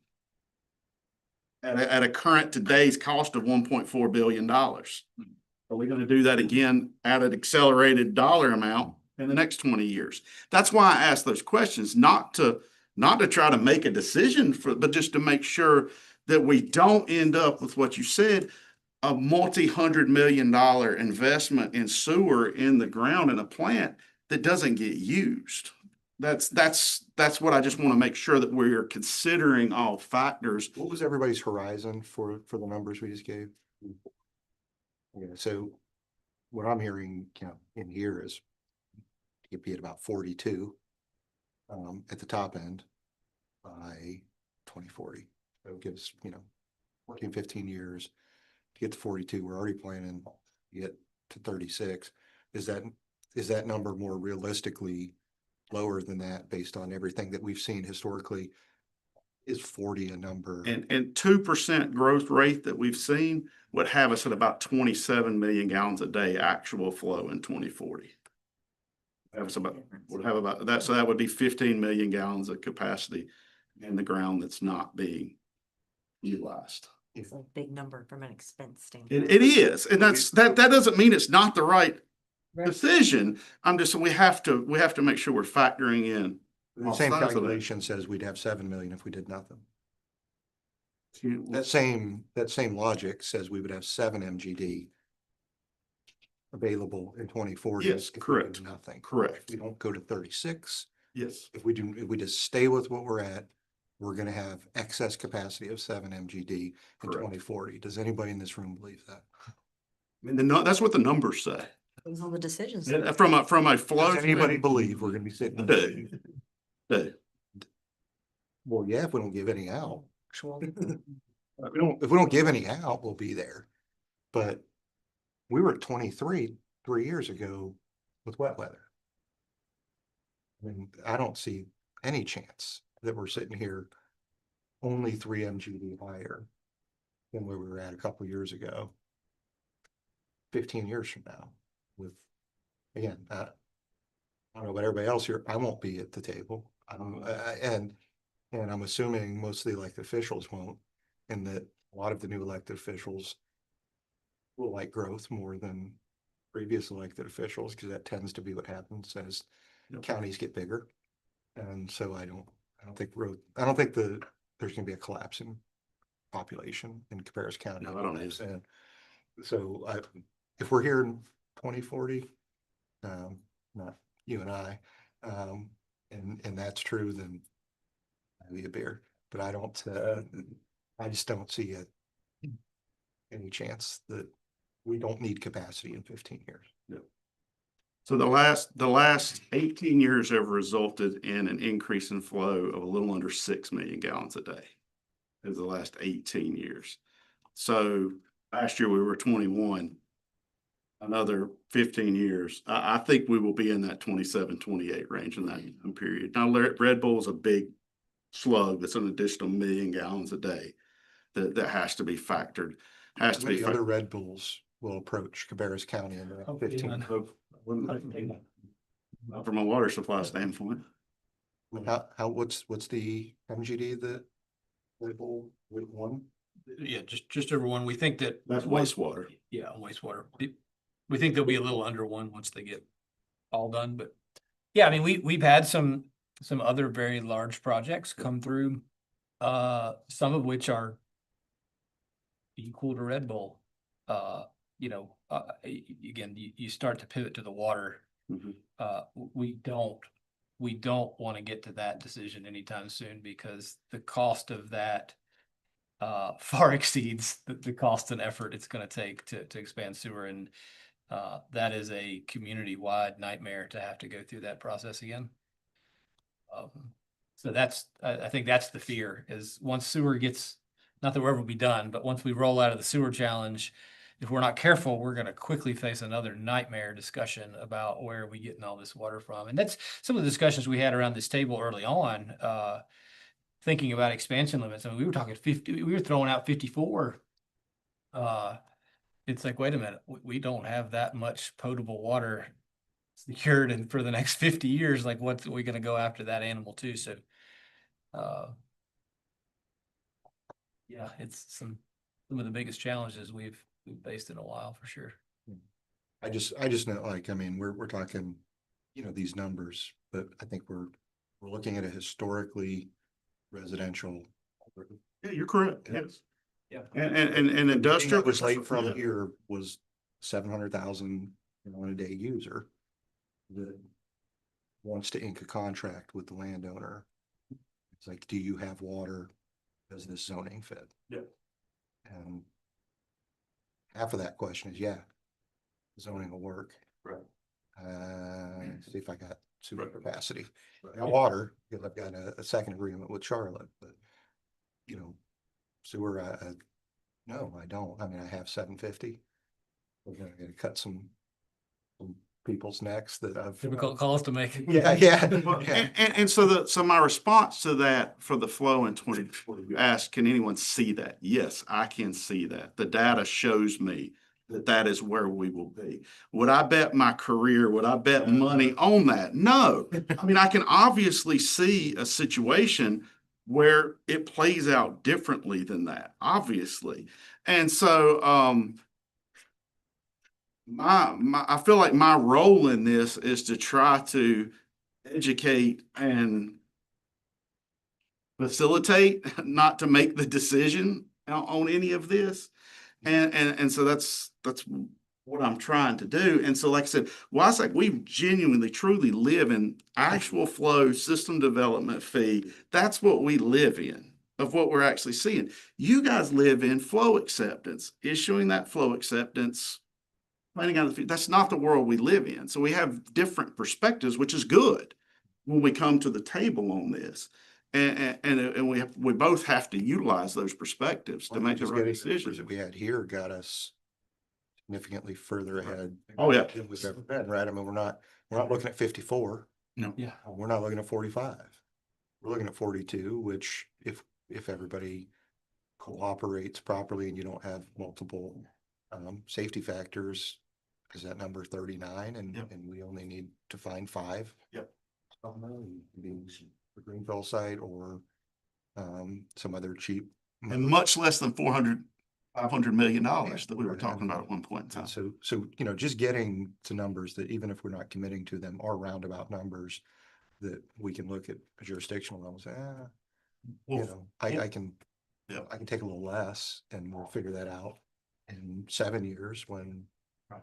Well, from an action item standpoint, I would ask for Concord and for Kannapolis, Harrisburg, and Mount Pleasant to get back with me.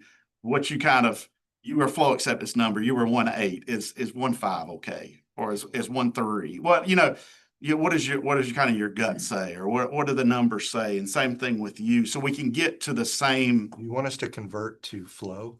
Yes, I'd like it to be converted to flow instead of flow acceptance, and kind of make that adjustment. You have 4 numbers? From the 4? Yeah, it's got 4 numbers. You want 3 to make the conversion? Just make the one guy. Already made. Oh, you're talking about. No, we can go the other way. But then I'm going to convert that back to flow.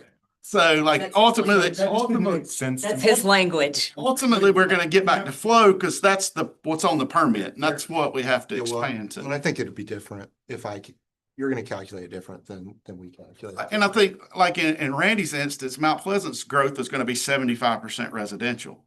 Well, then they can make a little bit more aggressive, significantly more of a adjustment to that. Whereas if you feel I want to drive 60% of my growth to commercial industrial, then you probably don't feel as comfortable with making as big of a judge. You know what I mean? Like, so each jurisdiction, I think, can make that adjustment. And again, what I want to get to is this total number 6? Is it 5? Is it 7?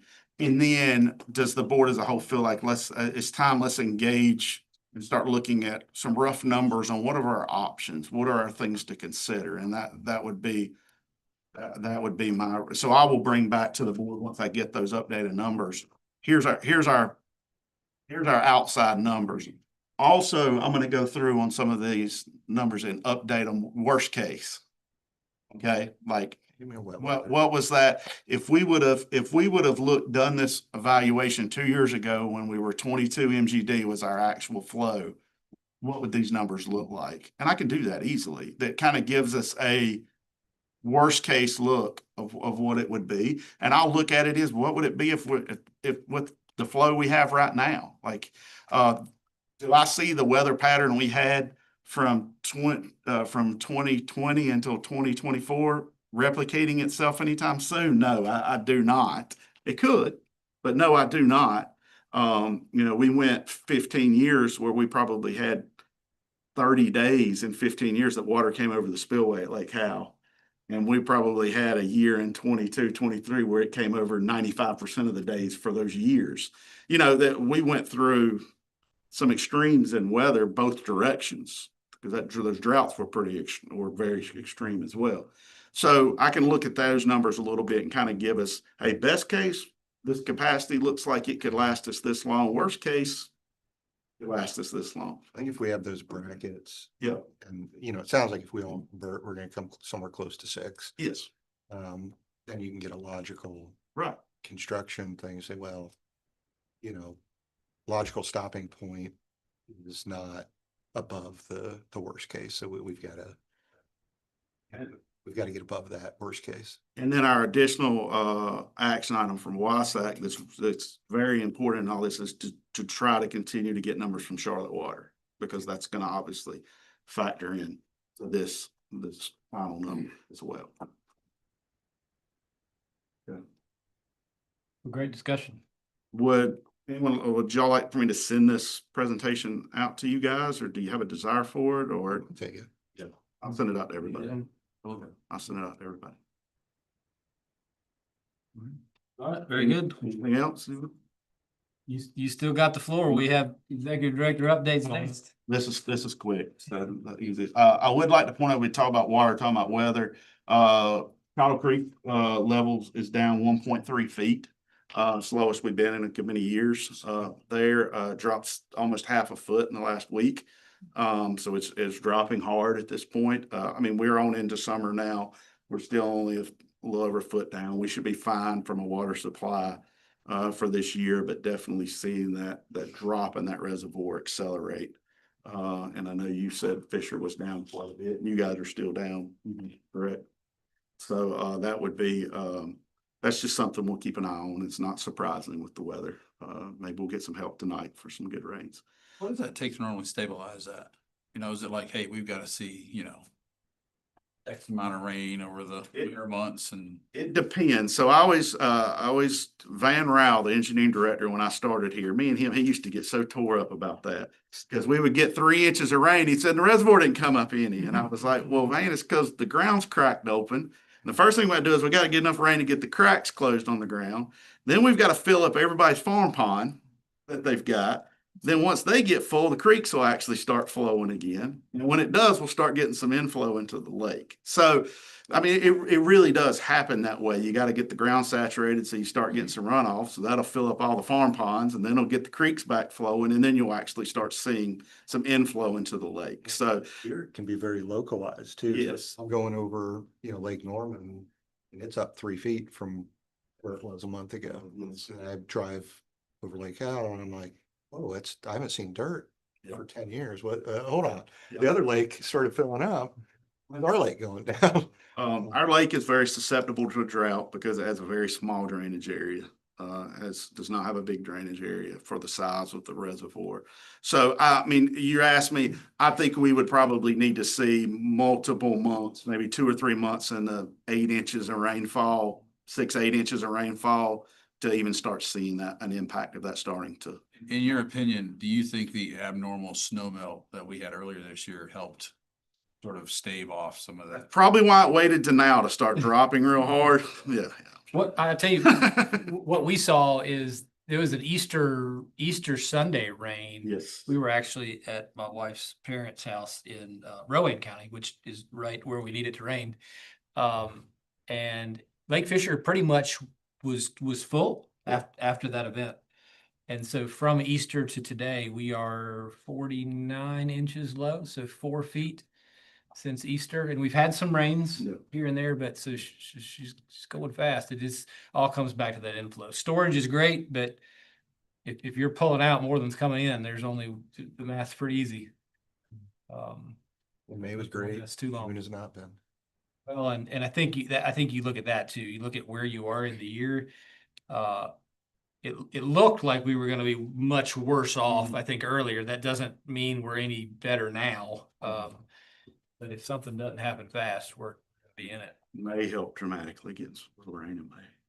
So, the last question I'll have, I asked this is kind of a topic of discussion in June every year. There was a period of time where historically the WSAC board didn't hold July meetings that often.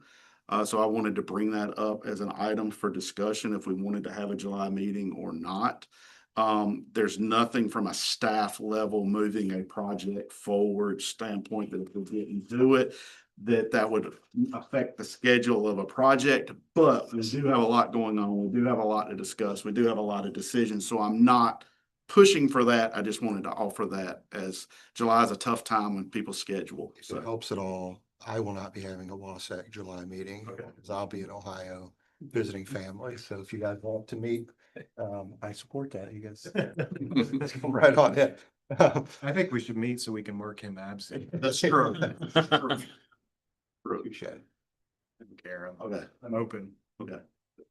Well, we'll continue to have that planned. We may poll the board again before we get into putting together a hard agenda.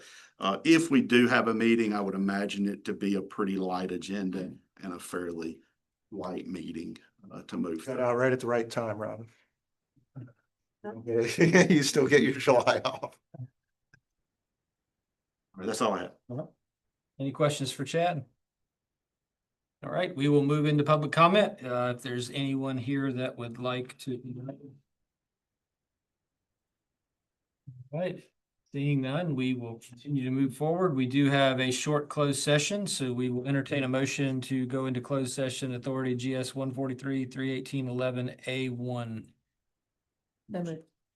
Second. Motion and a second. All those in favor, aye. Any opposed? We stand in closed session.